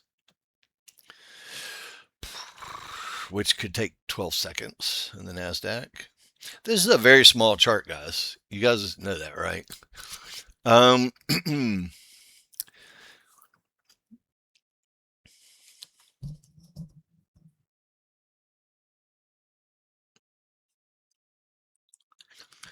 right. We get to the divergence pivot stop out. Triggers suggest that it could keep going up. Everybody agree? So this is where we want to buy some type of support on our small chart if we can get away with it. And 42.25 will be our first profit target on the big chart. Just rude. All right. So anyway, we'll see what happens. And they may go from right there. We'll go a little early. And if we get stopped out, we'll go again. Yeah, they made it to the support line. Yeah, and they're really not behaving well. Anyway, all right, starting over, guys. Man, they usually keep going, but anyway, all right. All right, I have a couple private messages from people that saw what I did the other day. One of the things, so look, we've got the automated trend trading system on the big chart, but I've been working on our next version of automation. For those of you guys who've had our software for a long time, and you'll know this, the market flow analysis. This is our volume analysis indicator that we've had. And short version is it will generate support and resistance type things with what we call high volume lines. So, when I gave that other picture, it said if we have a good top, you can sell the high volume line, or if you get a good bottom. And the other thing that it will do is it will generate signals for you. So, all right, you're kind of changing gears on me, but we'll talk about it in a minute. Give me a minute. When there's a volume breakout white paint bar down, it'll generate long signals for you, short version. Or vice versa. It will actually generate short signals for you. And one of the things I've been working on, there's a couple of things. So let me do this. Let me disable the whole thing, and I'll just show it to you guys real quick. This is not quite available yet. I'm hoping by the end of next week, this will be available to you guys. And for those of you guys who have our systems, here, let's get this. I wanted to show you guys one. Oh man, where's it stuck? Okay, hang on. So let me enable a strategy. I want to show you two things. Because I think this is one of the things that perturbed some of our trend trade users, because you got to do a lot of work to do a lot of. So I've done something a little bit different this time, and I'm just going to show you what it is so you can see it while we're on the chart here. I wrote the strategy so it does not use an ATM. So we have number of contracts, targets, break even, blah, blah, blah, all the same things that you normally have in an ATM, but I did it outside of the strategy on this new one. And I'm hoping the new one's available by the end of next week is what I'm shooting for. Still some things to touch up and test, but short version, this is going to do everything else that the trend trade doesn't do. I am recording the class. So check this out. I've got it on a 34 range chart. I don't know what's best. It's just what I've been developing on, so we'll leave it there. So I wrote into it, instead of just trend trade, we have a strong triggers market flow signal. We have a market flow, any market flow signal. We have trades beyond the outer bands. And again, I want you guys to also, I want to back up for 2 seconds. This is my trading plan. And you guys who've been with me for a while, you know it, okay? So trend trades are pretty much trend trades. There's also, you could do a trend trade on the range or minute charts too. But anyway, there's a couple of other trades that we do. So, white paint bar trades, momentum trades, high volume trades, first trade after a top or bottom at the HVA lines. Trade management, I've got all my trade management in here. So divergences from higher, lower, trailing stops, with one up, one down on a range chart with strong triggers, blah, blah. I got all this stuff in here. Okay. So what I've done, or what I've been working really hard to do, is to automate all of the crap I teach. So think about it this way. We've got market flow arrows with strong triggers, any market flow arrows with large chart conditions. You remember where we had talked about, for those of you guys who've been here for a long time, obviously, the outer bands. Let me show you an example from my plan. One of the things that is very, very common is you will see the market get outside of our trend bands. And this basically, it's a trend trade off of the top of the outer bands with a market flow signal. I've automated that one. So that one's in the strategy, use beyond the bands. And then I also have a mid-band trend trade, which I still need to do a little work on that one. And then I've got use fib level entry. So you can actually have fibs be your entry level.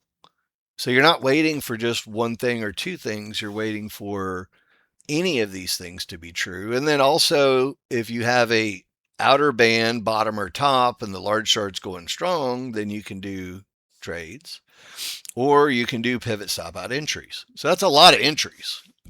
I still need to add the HVA trade in there, but anyway, there's like, I'm going to have 8 different styles of entries, and then you can enter market or limit order, just like, normal. And then you got your trigger line. So here's the other thing that I've done. Check this out. On the trend trade system where you have to go to the large chart, enable the stuff, it transmits it out, then it pushes it out to the small chart to do trend trades. This one's different. I've built in the higher time frame hidden in the background. So it does all the higher time frame stuff without having to transmit and use a second chart and all that. So I've consolidated it all into one chart. Those of you guys who use our trend trade system know what I'm talking about. Now, the other thing I've done is, these are the signals. Obviously, it paints arrows. And then I've also added the opportunity. So if you're in a trade, let's just say you're short and you get to the outer bands, it'll use it as a profit target if you choose. So when you're setting up your entries, let's just say you do 3 contracts and, big stop loss, whatever, blah, blah, blah. And you're taking one contract at 80 ticks and one contract at 120 ticks. And then the third one, you just put it like 160 ticks or dynamic exits. So if you use dynamic exit on your runner, it'll just get out at the next fib or outer band or whatever you set it up for, which is really freaking cool. I love that thing. So anyway, that's fun. And then one of the other things that I've taught for a long time is the one up, one down trailing stop on a range chart. And if you guys you've been with me for a while, you know this one, right? So let's say you're short for whatever reason, and the trigger lines are strong. If you have a pivot up and then a pivot down, you can trail your stop on a range chart. And it almost never takes it out until it's over. And then one up, one down, trail your stop. One up, one down, trail your stop. One up, one down. So this new system does all of that for you automatically as well, which is really freaking cool. Anyway, it'll allow add-ons in a direction if you want to do add-ons. We won't put add-ons for now. So you got all your entry types, your large and small chart. You have targets, so you can use one-to-ones, mid-bands, or out. Right now I just have outer bands and fibs as dynamic targets.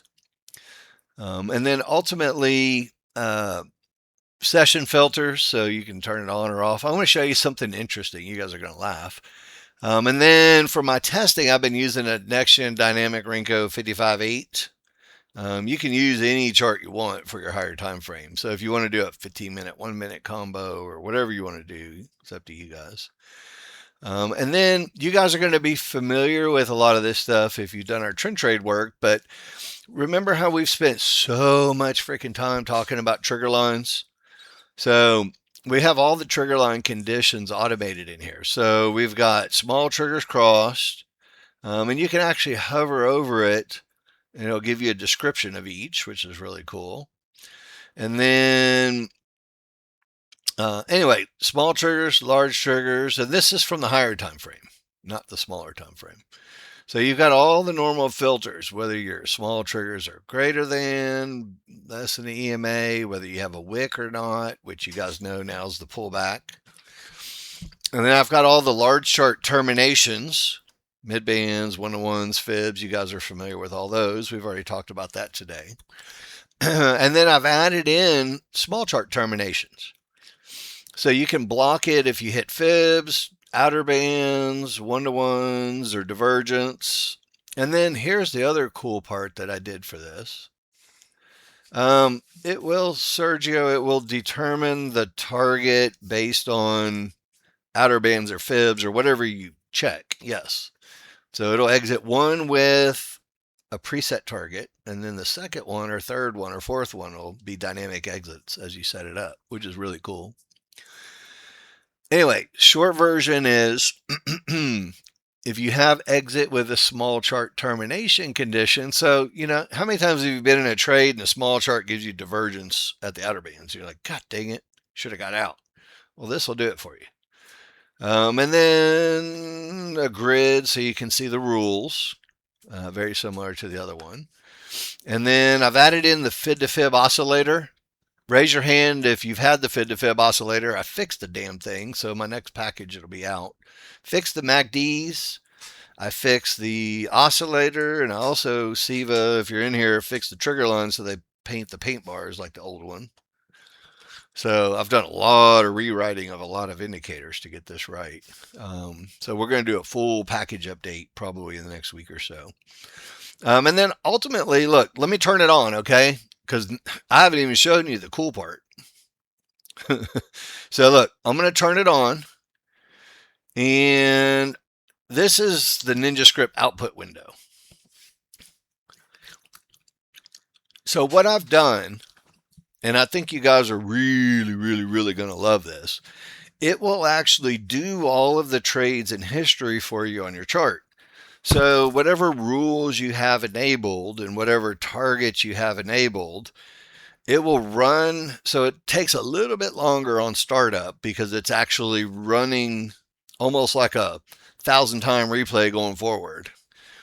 And what it will do is two things. Number one, it'll mark up your chart where all the trades were.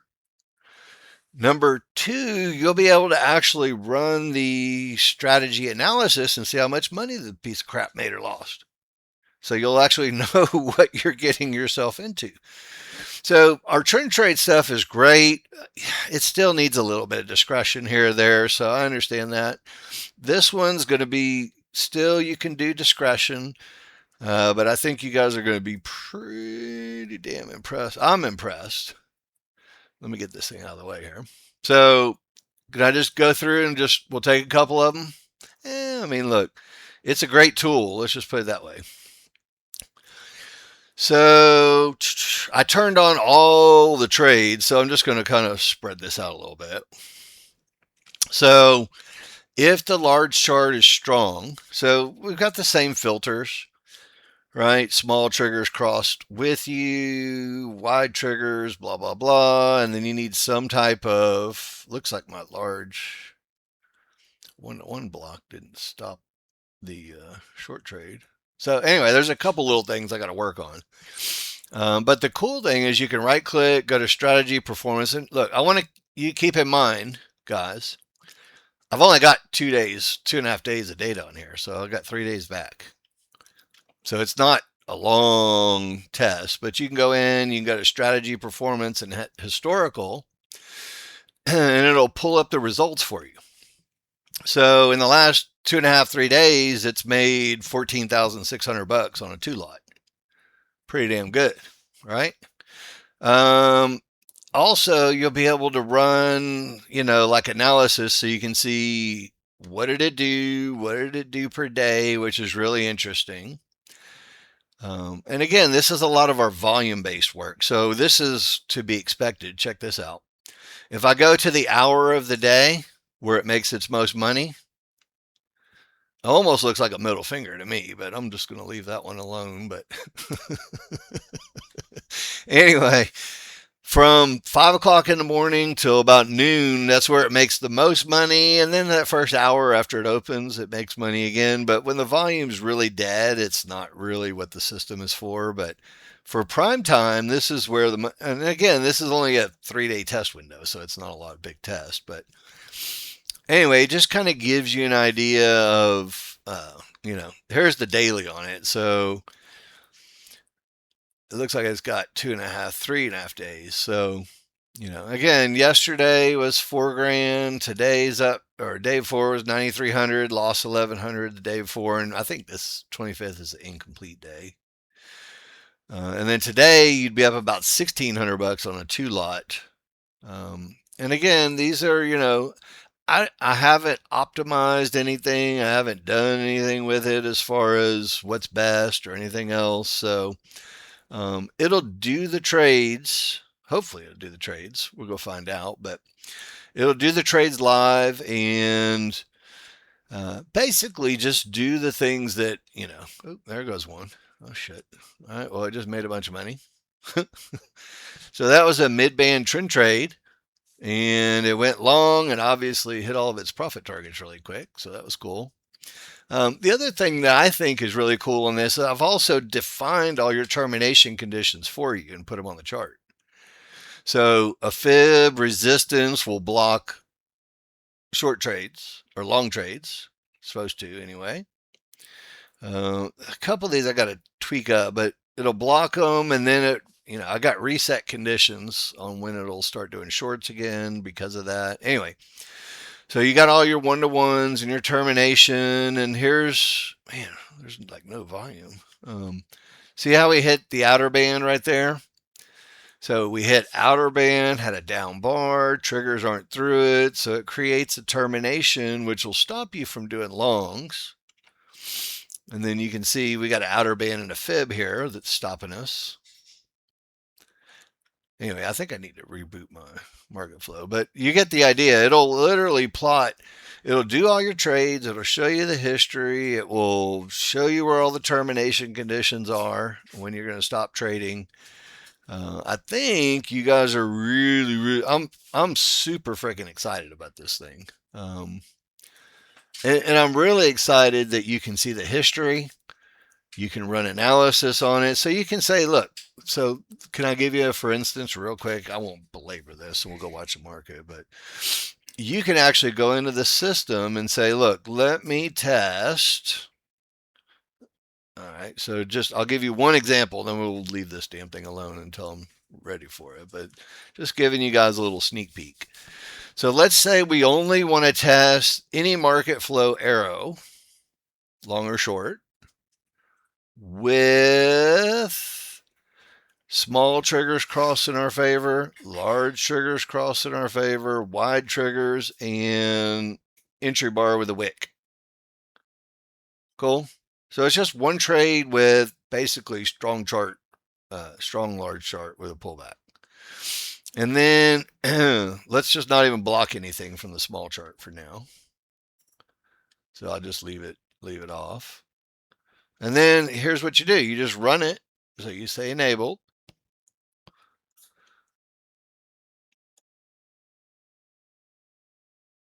And it will go through and literally calculate every trade, every stop, everything that could have been. And then when it's done, you can see what any market flow signal with large chart, strong triggers, wide triggers, and a tail will do for you. Pretty cool. Yeah, absolutely. Trend trade system will still be the trend trade system. And I'm going to keep working on that to continue improving it a little bit. So this one it does all different trades. It doesn't do the same thing that the trend trade does. The trend trade is very, very specific. And This is not that. This is more of what I did all morning, which is proper technical analysis with your areas and triggers, and then ultimately trades or terminations from that spot. All right, so we're done. So if we go back and we look for trades, so anyway, before we even do that, we can go through, we can go to strategy performance and say what's the historical in it. And we say, okay, that trade by itself in the last 4 days, obviously the market's been going up a lot, made 13 grand on a two lot. So let's take a look at our analysis.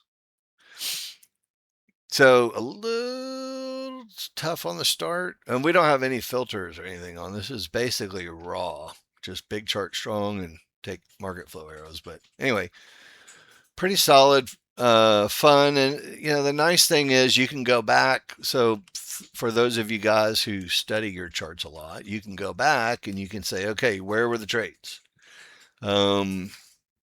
It's supposed to put the stops and targets on there. I think my Ninja Trader is getting tired, but anyway, it'll show you where your stops were, your targets were. It'll literally do everything in history for you. So, anyway, that's the next fun stuff that's coming, which I think it's gonna, I'm trying to make it. My brother laughed at me, and my wife laughed at me. I'm trying to make everything that is in my plan. So, trend trades, white paint bar trades, high volume trades, one up, one down trades, the money management. I'm trying to make it almost this whole plan automated. So, no pressure or anything, but been working on this thing for a long time. But I think you guys will be really happy. Check this out. Um, There's a copy of the plan, so you guys can take a look at it if you want to have a copy for yourself and play around with it, just to look at the examples and stuff like that. So, anyway, that is the next toy that we'll be coming out with. So there's a couple things that have to be done or had to be done in order to get this to work. I had to rewrite. Huh. All right. I guess this one went long. I was like, where the hell did that signal come from? So the other thing that you'll be able to do is you'll be able to manage your trades as well by using the small chart. So just like you do with an ATM or anything else, you can move your stops, you can move your targets, you can say, hey, I'm at pivot stop out, I don't want to lose, so you can move these around. So you'll be in full control of all that. I've also added in the soft close, so you can just close out a trade when you don't want to be in a trade. Anyway, good fun. Obviously, we're at, this isn't even the large chart. I was using a 55.8. So if I had a 34.5, this 1-to-1 would stop it from going long, obviously. So getting back to this chart, look at what we have. Pivot stop out at a fib. Usually this is going to hold if the triggers are weak or they're really far away. If they're not super weak, which they aren't, and they're not far away, which they're not, then it's 50-50. We have to wait for the result. Does that make sense? So anyway, we're not trying to jump in at a fib support when the triggers are strong against us. That's called financial suicide. I wrote a book.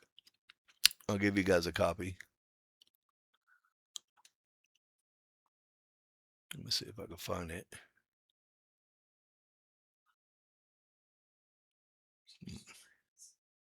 Where the heck is the darn thing? Anyway, it's more of a joke than it is. I don't know why it's not. Okay. Anyway, whatever. We'll work on that another time. My brain. All right. So, short version, like I said, fibs may not hold because obviously, we've got strong triggers going down, but the fib has to break and then we can go short. If it doesn't break, remember how we had area one, area one? Area one with strong triggers against it, no bueno. Area one with strong triggers, it's going to work. This happens a lot. All right. All right. Let me answer questions. Rain, yes, you do have to have tick data turned on for that one. So here's our area one again. Again, we'll see if they want to hold this area this time around. See how the triggers are different? Smalls are above the large. We'll see. It's not overly sexy like it's going to hold. And now we have a definitive answer on what's going to happen next. If they gave a pullback, you would end up getting a trend trade short. If. It shouldn't go much higher than that if they're going to go. Yeah, they're going to go up. All right. Anyway, back to area one. This is your wait for a down bar, and then your. Anyway, different scenario. All right. Two things. There was another question about prop stuff. Will I explain the payout rules? Okay, so that's a bit of a switch on what we're doing here, but I'll be more than happy to read this to you. You ready? Here's the rules. So, rules for the account are as follows. Don't hit your drawdown. Don't hit your daily loss limit. Do not trade more than the max number of contracts. Scaling rules, risk to reward, holding an overnight position, high frequency trading, no account sharing, news trading.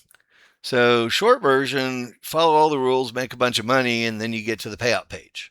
And, short version is if you have a 25K account after you're above 26,850, which is the drawdown amount, then you can take $750 payouts. You said for a 50K account. So above 52,350, make that bigger so you can see it. How's that? Is that better? So on a 50K account, you can withdraw above 52,350 and you can take $1,500 payouts until you get to after your 8th payout, and then we double it. You get to your 9th payout, you can take twice as much. You get to your 16th payout, you can get twice as much of that. Which nobody does this because it's absolutely freaking insane. So this relies a lot on the copying of our clients. And this is also why we instituted the daily loss limit. So that way, if we're copying, you can't do batshit crazy things and go off and lose 25 grand in a day, which we've been victim of a couple times. So anyway, so short version, did that answer your questions? I want to make sure, percent, did that get it? I want to make sure you're good, and then we'll roll on from there. All right. Crypto sounds like the holy grail. No, it's just a really freaking awesome tool is what it's going to be. All right. So my 2 4-lot discretionary trades got their ass kicked today, which happens. Notice what we did here on our higher divergence. Almost always with higher divergence on a chart, they exceed the prior high. So there's a really good chance that the market's going to go up to here.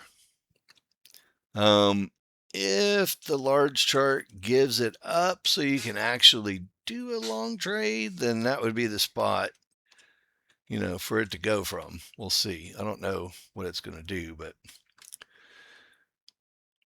the 50 55 to 59 area will be support eventually. And then the target will be 80.25-ish. That's what ought to happen. We'll see if it actually is going to happen or if they're just going to keep going down here. So we'll see. We'll find out in a second. So this is the spot we should find out from, give or take.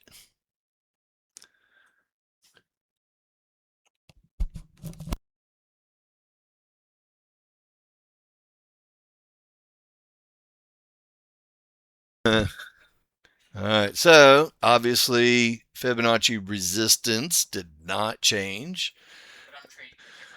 We're going to be, we're going to be looking at, now we got one-to-ones and pivot stop out here.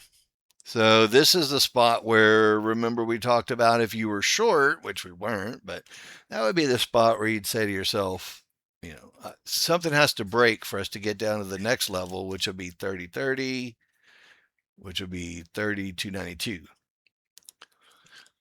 So we're in a, area holds, can't go short anymore situation. So anyway, this is why I'm on simulator today, because I'm doing too much teaching to focus up really hard on some trading, but we can start focusing up on it now. If you guys want, we'll go fill this hole and get on with it. All right.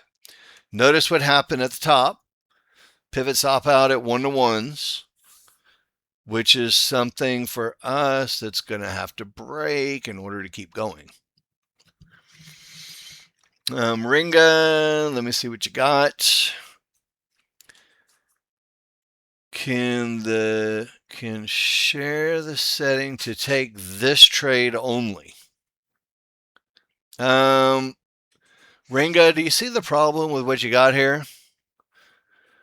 So to take this trade only, what is this trade?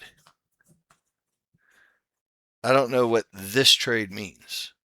You have to write out rules like if this, then that, and the other thing. So this trade, I don't know what that is. Is it long? Is it short? I'm not sure what you're saying here. So you got to do a little more work. A high volume market flow short. Well, if you were going short, the short would be from this pink line per the rules. So you'd have to, the rule is for market flow high volume shorts is you wait for the top, you wait for a push, and then you enter at this area right here. That's your entry window. So where you're pointing is, okay, I don't know what's going to happen, but this is where it pulls back to 50 and then you get your short. Does that make sense? So the rules are a little off on that, but the rules are in the user guide, so you can go through them. So look, this is what you want to see for a high volume line trade. You want to see a bottom, you want to see triggers going up, and then buy the support with the triggers going up. And then same thing for shorts. This is almost identical to what you were pointing at, which was, the idea of a short over here, but the short isn't over here. The short is after some confirmation, triggers roll, and then pull back to the pink line. And then pull back to the pink line. Does that make sense? So you got to slow your horses down just a smidge there. All right, guys. So I missed my long trade. Look at that. We broke through the one-to-ones. We said we got a break. And while I was talking, we just missed our long trade right there. Somebody got it, right? I know my traders, somebody got that trade.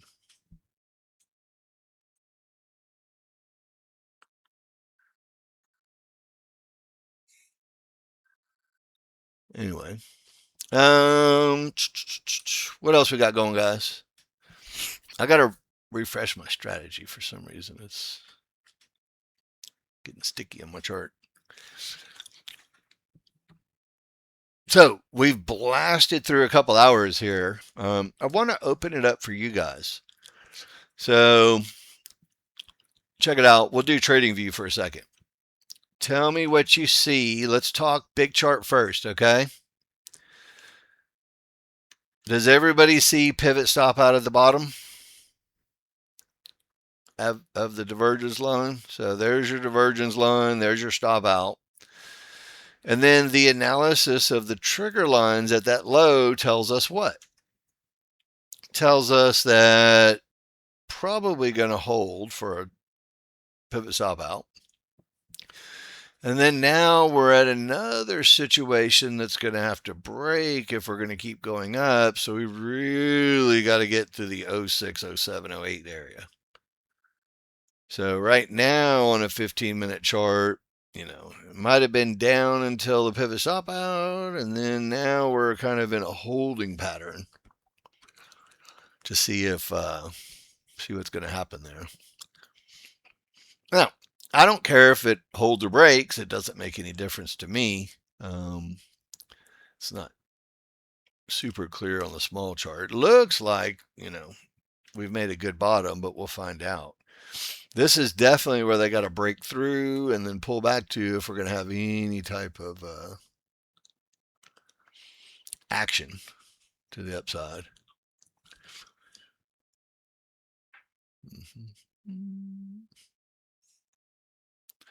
All right, so what do you guys want to talk about?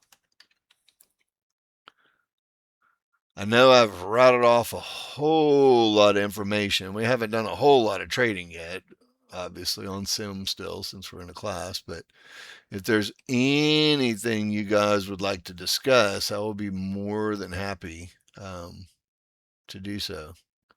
This is your class from here forward, so whatever you guys want to do, if you guys just want to play trade, we can do that. If you want to talk more education, we can do that. Whatever you guys want to do. Now, hell of a move to the upside after it broke through, huh? So my charts are a little stuck at the moment. I turned back on the other signals on the other chart. So anyway, just look at TradingView for a second. What do you see? We made a declaration saying we got to get above 05, 06 to even have a chance of continuation to the upside. So from a price standpoint, we've done that now. Now, when we go to our small chart, we ask ourselves, what are our trades on the small chart? And small chart trades are pretty much the same thing every time. I mean, it's pull back to the mid bands and high volume line if we get it. So somewhere between this little window right here is going to end up being probably small chart areas. And the more we go up, that area will move up a little bit.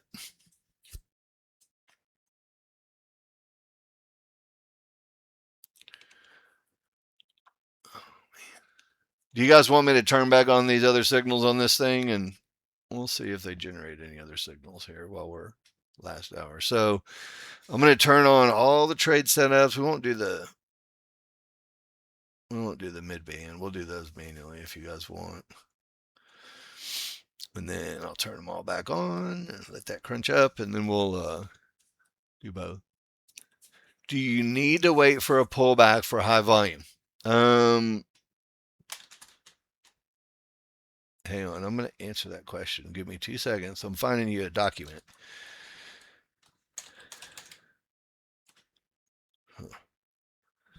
Okay, you ready, Joe? Here it comes. This is something that I've had since the year 2000. Mark Crisp wrote it, is the guy's name. He was with Stress Free Trading, which crazy name for a trading business, right? Stress Free Trading. He's a stock trader. 7 Habits of a Highly Successful Trader. This is the most important document that you guys are ever going to go for. And the table of contents are really simple. It's only like a 30-page deal. It's not my book. I didn't write it, but everybody should live by it. Number 1, take responsibility. If I had $1 for every time I said something else caused me to lose from a trader, man, I'd be a gazillionaire. Have a system that fits you. And this is where you have to kind of make a decision on, Am I a trend trader? Am I what kind of trader am I? The momentum trader, volume market flow trader, Rinko bar trader, 5 minute trader, 10 minute trader. Work hard, positive self belief, looking at a score. And, this first page is probably, I think, the most important. I love this thing. Every successful trader knows that he is responsible for everything else. Once you really take full responsibility, can you imagine Warren Buffett losing a few million and blaming the market? No, it doesn't. Here's the line I love the most. Did I follow my rules? Why would you ever ask somebody else if you should take a trade? So it just means that you don't have a plan that you believe in, that you can follow, that you're comfortable with. So, again, for me, this is where having the plan is really, really, really important, because if you have rules that you say XYZ has to happen or I'm not going to do a trade. So, for example, like for me, high volume lines that pop up with all the triggers going to the upside, I would do that trade. I don't have anything turned on here, but here, I'll turn on paper trading. Right? This for me would be a momentum style trade that I'd be okay taking as it pulls back to this high volume line. And then, profit targets usually going to go up. So anyway, I'm not saying it's going to win or lose. I'm just saying from a what? We just hit confluence. Okay, I didn't watch that. Anyway, I had to say, look, this trade I would take it because it fits my rules and everything's up, and I would do the trade. Whether it wins or loses is really inconsequential.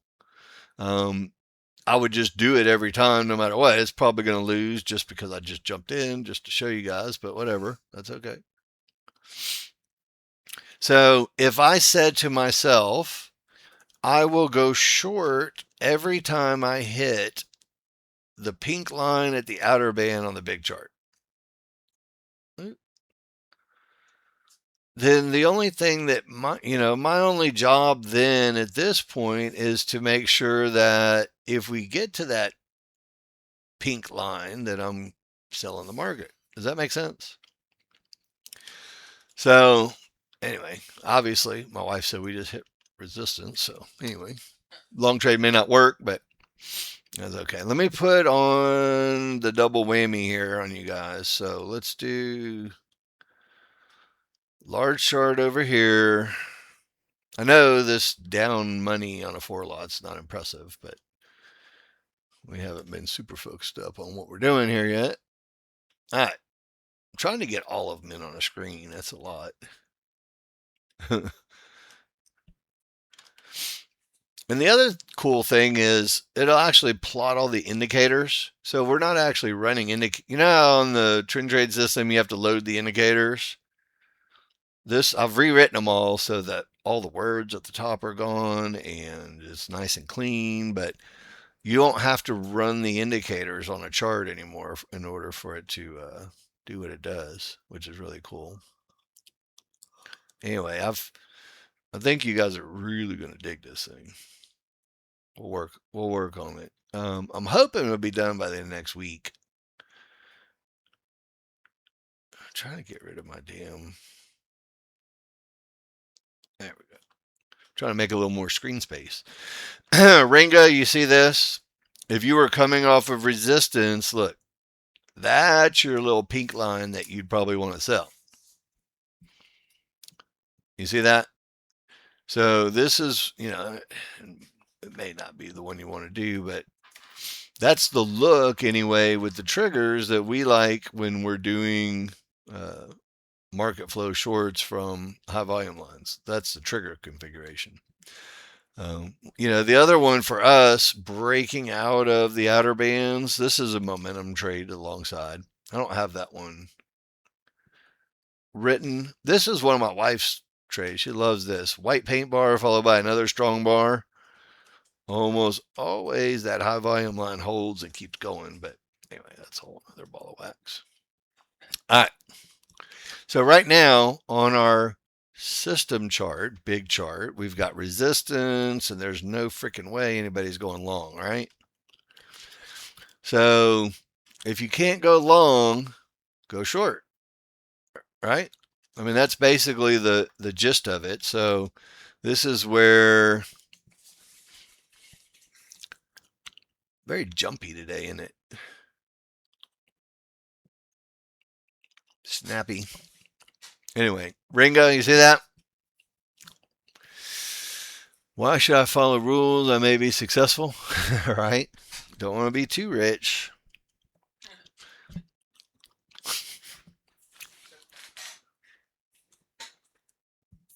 All right, so we just hit Fibonacci support, guys. What do we do at support? Whether we like it or not, we stop going short until it breaks, right? So you may not like it because you may think, oh, it's got to go down some more, but this is our rules. And we say to ourselves, where are my triggers? How strong are they? And did they all get below the line? If the answer is no, Fibonacci is usually going to hold. That's pretty amazing, isn't it? For the market to go down that far and literally stop just like that. Uh-oh. I just did a short trade.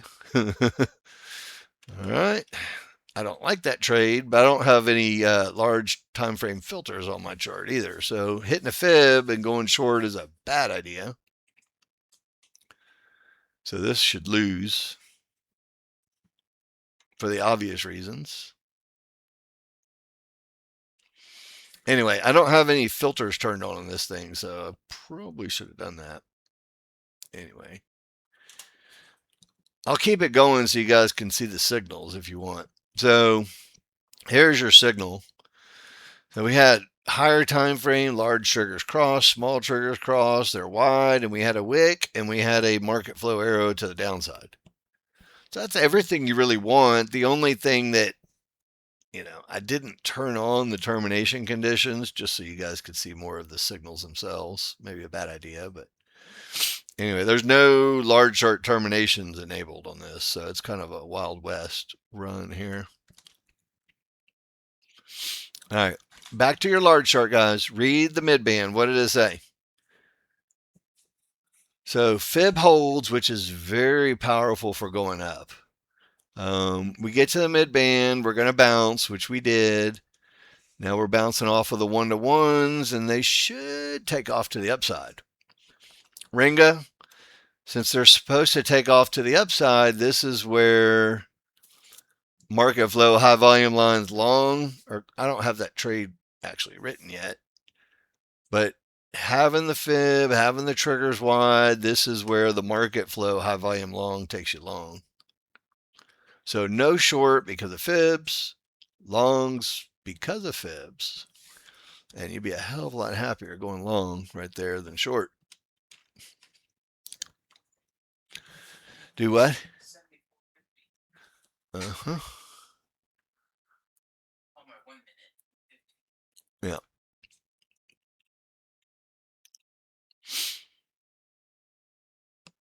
Anyway, we should still continue up here, right? For all intents and purposes. And my wife got long at 74.50, by the way. She just told me.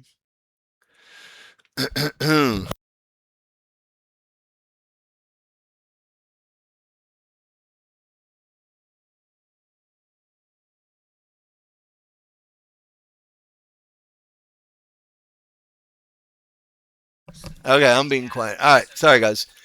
Sergio, you heard right. We've done the application for everything. Everything's done as far as the possibility of Ninja Prop. Now we're waiting to be on the onboarding roster next. So if all goes well, hopefully in a couple weeks we'll start that process, and hopefully it takes 3 or 4 weeks to do the onboarding. So hopefully by July 4th, that's kind of my target date in my brain. Nobody's said that to me yet, but July 4th is a hell of a spot, a hell of a time to launched Ninja Trader for us. I love it. And everybody says goodbye Apex when we do that. Yeah. So look, we hit small chart fibs with a little bit of divergence. The triggers are still strong on the big chart, which means, look, this little high volume area right here, you got out at 04. Nice. So we'll see if we get a little signal off of that. It may go up. Obviously, it didn't happen. My wife. That was a great entry and a great exit. Come on. Good job, baby. So my wife went long at, she's kicking ass, 74.50 and out at 04. So she got mad skills. We'll be off of the ramen tonight, baby.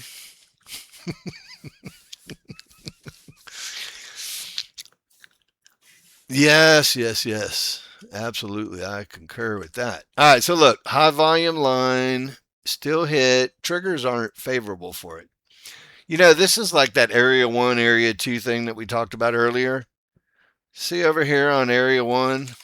Area 1, the triggers are going up, which makes it freaking easy to make some money. And then over here, area 1 has triggers going down.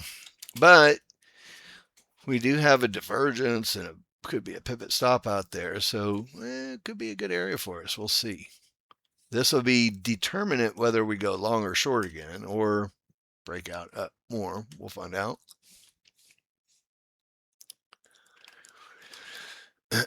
I want to throw out there and stress that this 34.5 chart is not the large chart that this one's using. I don't have any large chart stuff on this chart, but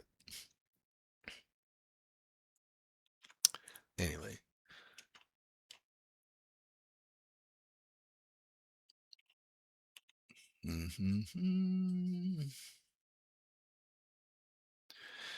We're really in a spot where I have no freaking clue what's going to happen. We don't have great areas. My guess is we're going to go down and we're going to test this area 1 again. That's my guess. But guessing and trading suck, so it's just not a good idea. What I'd really like to do is see us run all the way up to this 34.20. That would be more favorable for me, in my opinion. So we'll see what happens. Just not an easy anything yet.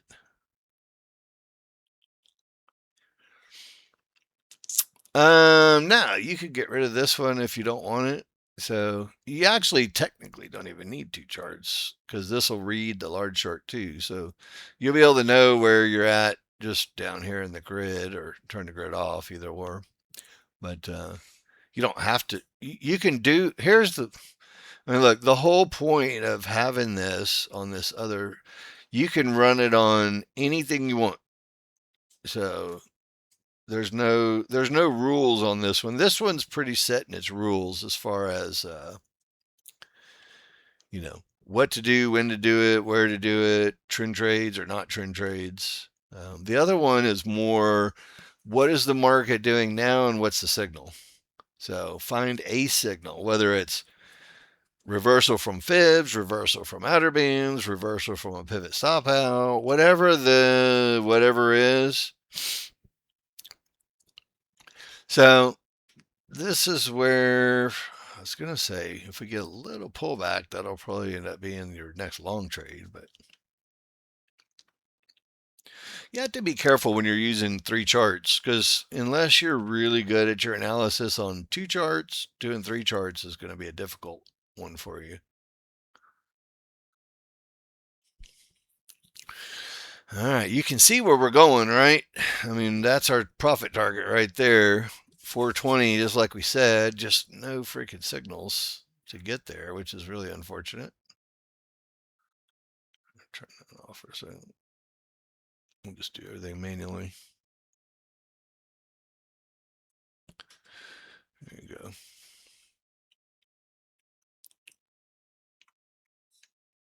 All right, so do you guys see where we're at? So we've got outer bands, we got 1-to-1s, we got fibs and 1-to-1s. And again, it doesn't matter that you have all these lines on your charts. You still can go up because the triggers are strong. Does that make sense? So we're not necessarily looking for long trades when these types of areas hold. So this is where traders get in trouble. They're like, oh, the small chart looks pretty for going long, and then they get run over really bad because of the termination conditions up here. So this should be mid-band long trade on this chart.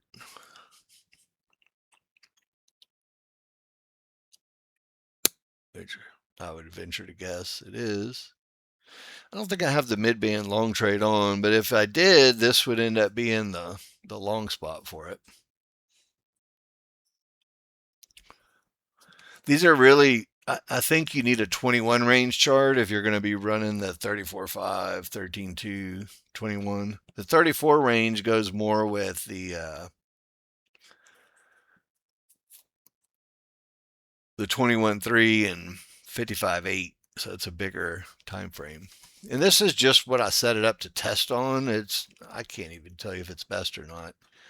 System's not even done, so I damn sure can't tell you yet.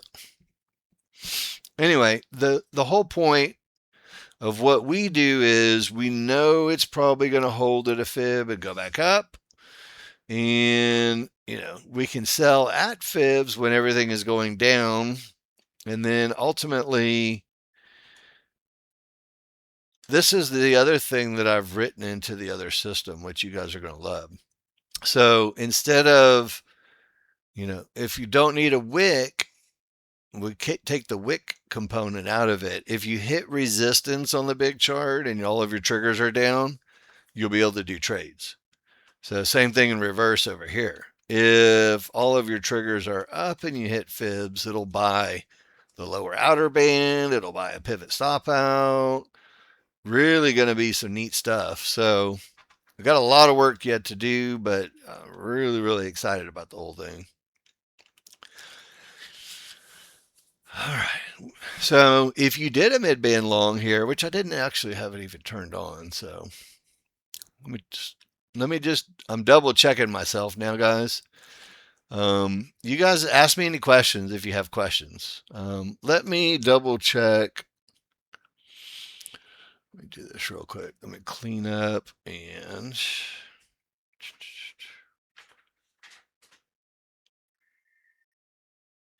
all right, template load. I think I did a test one template.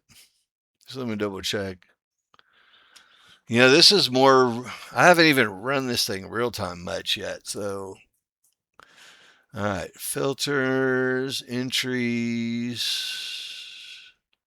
We'll do some small chart terminations. Everything but even a mid-band trade. So we'll turn them all on.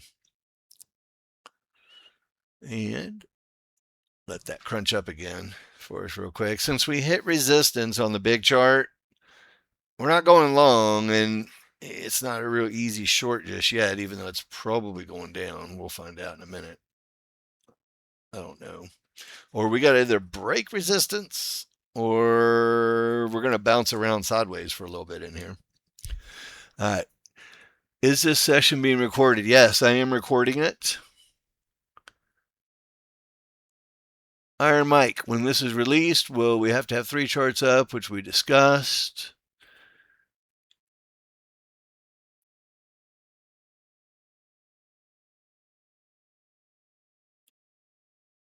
Claire, when you say what's available, i.e.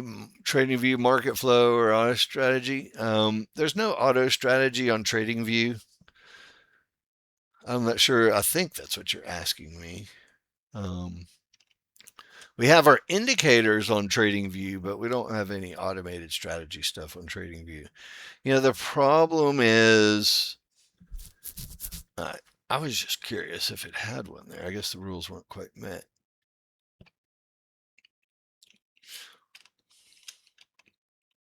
Mm-hmm. All right, so here's where trades would have been. I don't know. It usually plots so I can see target 2. Why is it not plotting all that? What did I turn off? There's a lot of settings in there, but I turned something off so you can't see the historical trades for some reason. Anyway, It'll do the performance, but there's a setting you could turn on to show all the historical stops and targets and all that stuff. So when you're studying, so adding in the mid-band trades in the last few days makes it about 16 and change. So anyway, not so bad. We got it. I think we're gonna have a real fun toy here for everybody. All right, so looking at our large chart, we still are struggling against resistance. The second time at resistance, good chance it's going to hold. So the chances are we'll probably run back down, but you can see what we've got here. So we've got a pivot stop out on the big chart. We've got small triggers crossed in the wrong direction going up on the big chart. The 55.8 is my big chart for this one. But you got a small one-to-one block on because you hit one-to-ones on the big chart. So they're up here. So check this out. Yeah, you can run them both at the same time. So look, that's probably your long right here just on this chart. But one of the things that it'll do is if, let's say you hit one-to-ones, you'll be able to see the one-to-one block. And then the reset condition to be able to take long trades again is having the trigger line. There's a couple things. Number one, if you break the high with triggers, like on the trend trade, it'll get out. But number two, with a trigger line coming down and then crossing back up, you see how the filter just turned off. So outer band holds. You're not going to do long trades. That's why we didn't get the mid band long. And then now the long filter is gone. So if it generates, let's just say, an arrow to the upside, which it looks like it's about to, should take a long trade here. Oh, one condition. The triggers weren't wide. Yeah. All right, so no long trade. I still say life is going to be easier for us breaking the 420 area because we got one-to-ones, we got pivot stop outs, we got fibs. So, this is kind of a relax and wait because if it doesn't get through here, then they're not. See how they made up their mind, didn't they?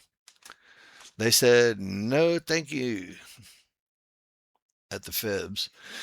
You know what's really interesting? I wrote the fibs back in the 90s, and it still amazes the crap out of me every day how the market hits just literally, and you can really get that good with it.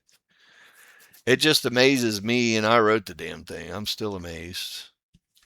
All right, so what do we have on our little chart? Short trades are blocked because of the one-to-one, is what that means. One-to-one longs. So shorts are blocked. Well, I don't know about that. Tenacious is probably a better adjective.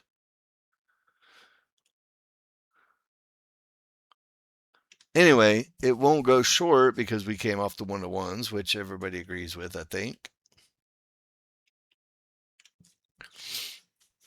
It'll be interesting. The performance is really good on this thing, just as is. But one of the challenges, somebody asked me a question in private.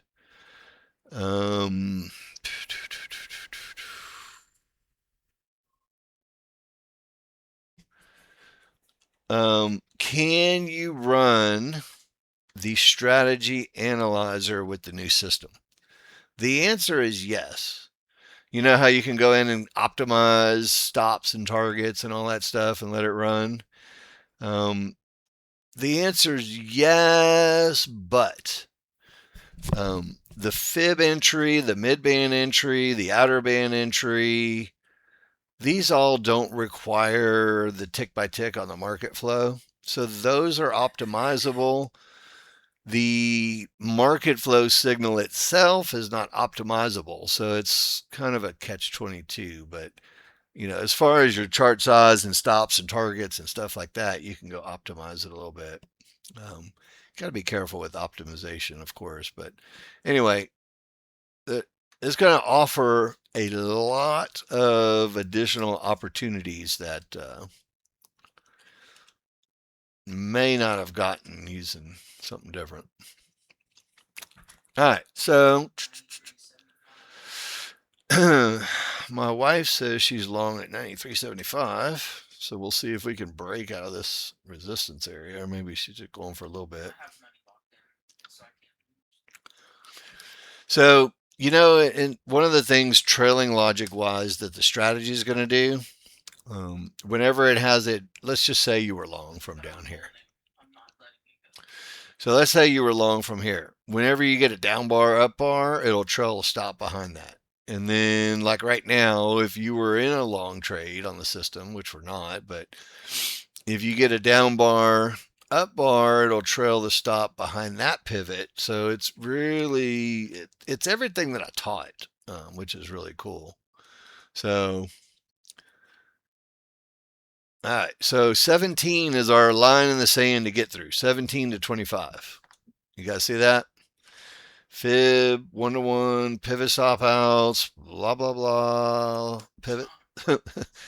So there's a wall of crap to get through, but if we break 25, then we'll be party time off to the races to the upside. 30, 40, 80, I think is where we're going.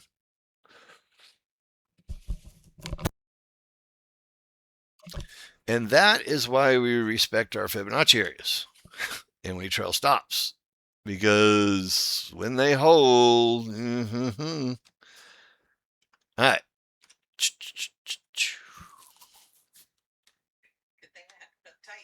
Yeah. My wife is like, I got to have my stop up tight up there. Anyway, that was our last long. We'll see where now it's like 50-50. I would literally put it at 50-50. I have no freaking clue what's going to happen. So if all of the large chart was up, this would be another one of our long signals right here. Pivot stop out with a reversal to the upside. Anyway, if it happens. Yep, it may very well go down. So we'll see. Again, to go down easy, we got to get through some of this stuff. So, like I said, we're kind of in a crunch here. Yeah, we got the sideways thing going. Anyway, large chart resistance held, triggers going down. Obviously a lean to the downside. Having to get through some of the areas before taking short trades. So look, this is another example of, I don't even have an ATM strategy in here. This is another example where, your triggers and your high volume line would be more conducive for going short. Now, we hit fibs on the small chart and we're getting through everything. So looks like we're going to be going short. Now, system wise, this thing is geared. See, look at everything's red on the right side system. So it's geared to a short trade if we get a signal. So we'll see what happens if it gives enough pullback for that. And now, because the fib held, it won't generate a short signal, which would end up being right there. We'll see. Oh, it did it anyway. Okay, cool.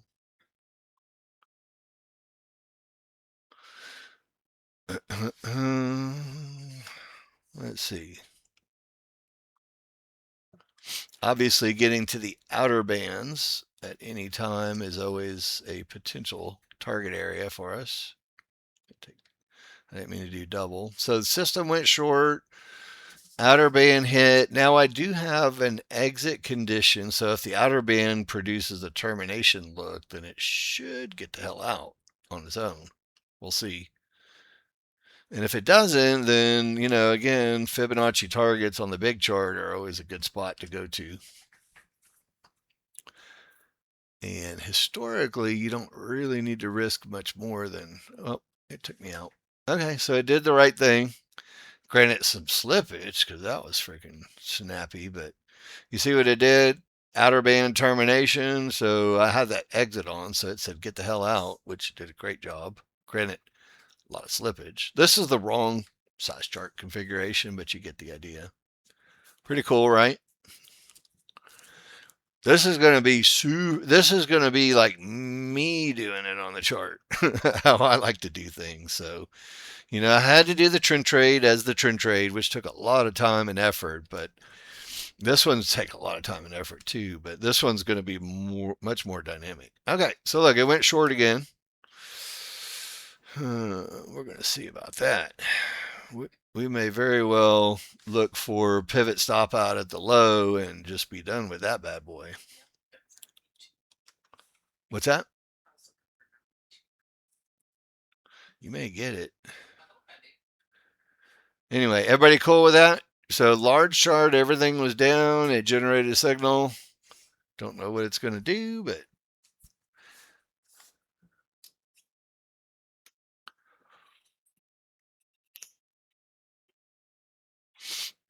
also would have generated another signal from a fib if it didn't, which is always a cool thing.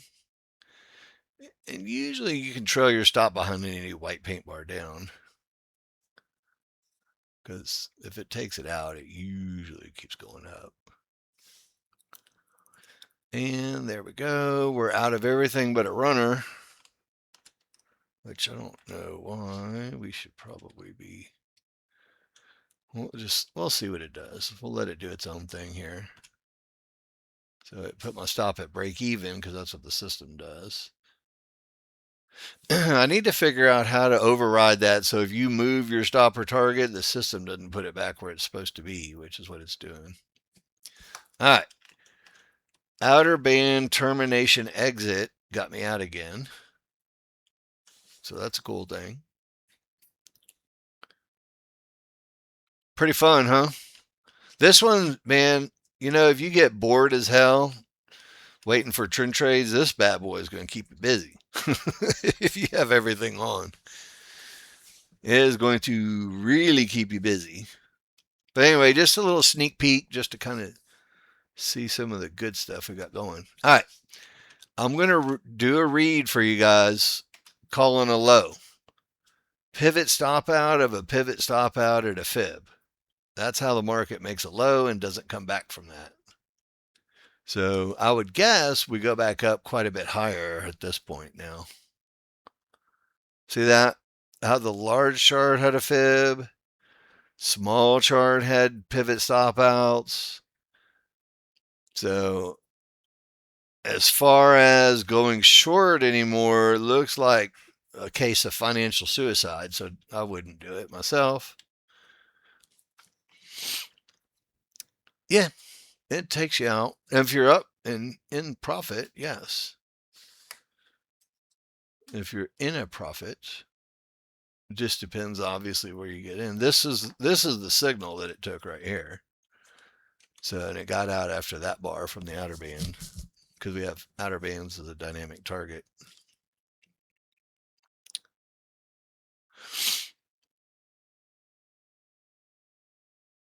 This is where I would guess we get an arrow to go to the long side and we go run up to 78, or if not, then maybe not. Support should hold for the moment until they say otherwise. And they've been pretty damn good at the Fibonacci areas today. So again, we'll see if this thing's not going to generate a signal because the 55.8 chart is way down. I'd probably disable it. So I did some different buttons for you guys. So just give you a little sneak peek. But look, fibs hold. That's the end of that party. So disable all of them. Just take longs or just take shorts. You can turn those on or off. Soft close. You guys know what that means, right? It'll close your trade without killing your trading system. And then show grid. I've just made a button. I think it's easier. So anyway, I think it looks good, nice and clean, just to kind of show you guys what we got. And then what I'm going to do is, after I'm done with this system, I'm going to go back and do even more cleanup on the trend trade system. There's a lot of, there's a lot to do. So here's my order of operations on what's coming. In a week or so, this system will be ready.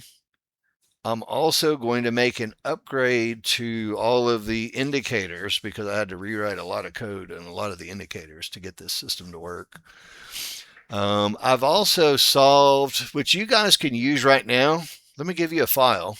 You guys are going to be tripping on this. I found a NinjaTrader bug in their code. Again.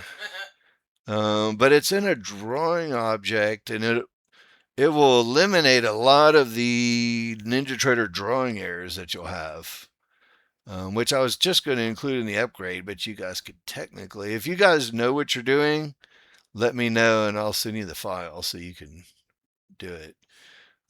If you don't know what you're doing, don't mess around with the guts of NinjaTrader. Bad things happen. Right? Anyway, hang on. This is okay. So I'm going to give you the file and I'm going to tell you where to save it, and you don't have to do anything else. It'll auto compile when you overwrite the existing file. But this is where it goes in the documents, NinjaTrader, bin, custom, share services. And it's basically a plot objects function that NinjaTrader had that has a freaking bug in it. So I solved it, and nobody else is going to have it, but we'll have it. I'll make it available automatically in the package when we do an upgrade. But if you want to circumvent a bunch of NinjaTrader drawing errors now, go ahead and save that off.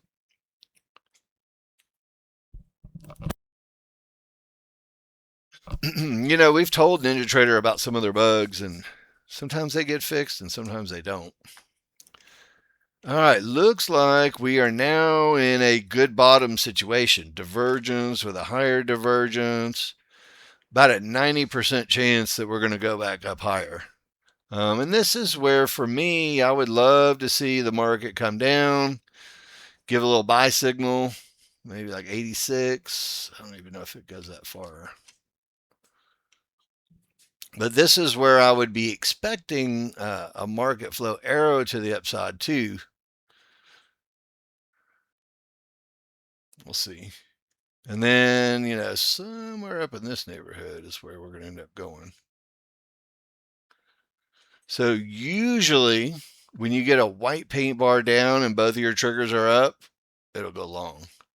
So basically I was buying the mid band and 1-to-1 with the hope that we go up. We may or may not. I got caught on that one. Anyway, it's a bit of an assertive trade, not getting the signal and kind of anticipating the signal, but that's what I get on a Friday going into lunch. That's okay. They're going to do the same thing again. Look, they're going to start the process over one more time, probably from fibs, 1-to-1s, and pivot stop outs on the big chart. And then now, look, my large 55.8 chart has, I'm expecting a long signal on the system here, if I get one. I think a pivot stop out, long signal on the market flow. My small trigger is uncrossed. I guess it's really close. Dagnabbit. Anyway, you can see the termination plotted. 1-to-1, no more shorts, and divergence, pivot stop out.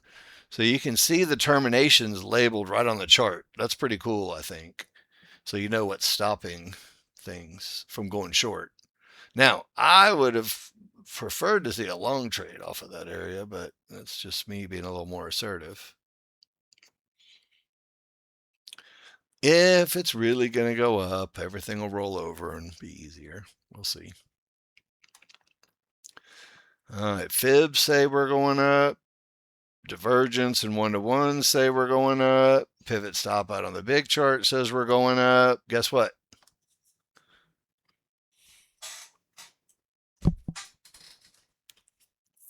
Now let's see if we get a signal. We need to push a little harder up, but then we'll see if we get a signal to the upside. Target, before we even know what's going on, 304.17 is the first target. 02 and then 17. Got that? What do you guys think? Fun stuff? Fun day on a Friday?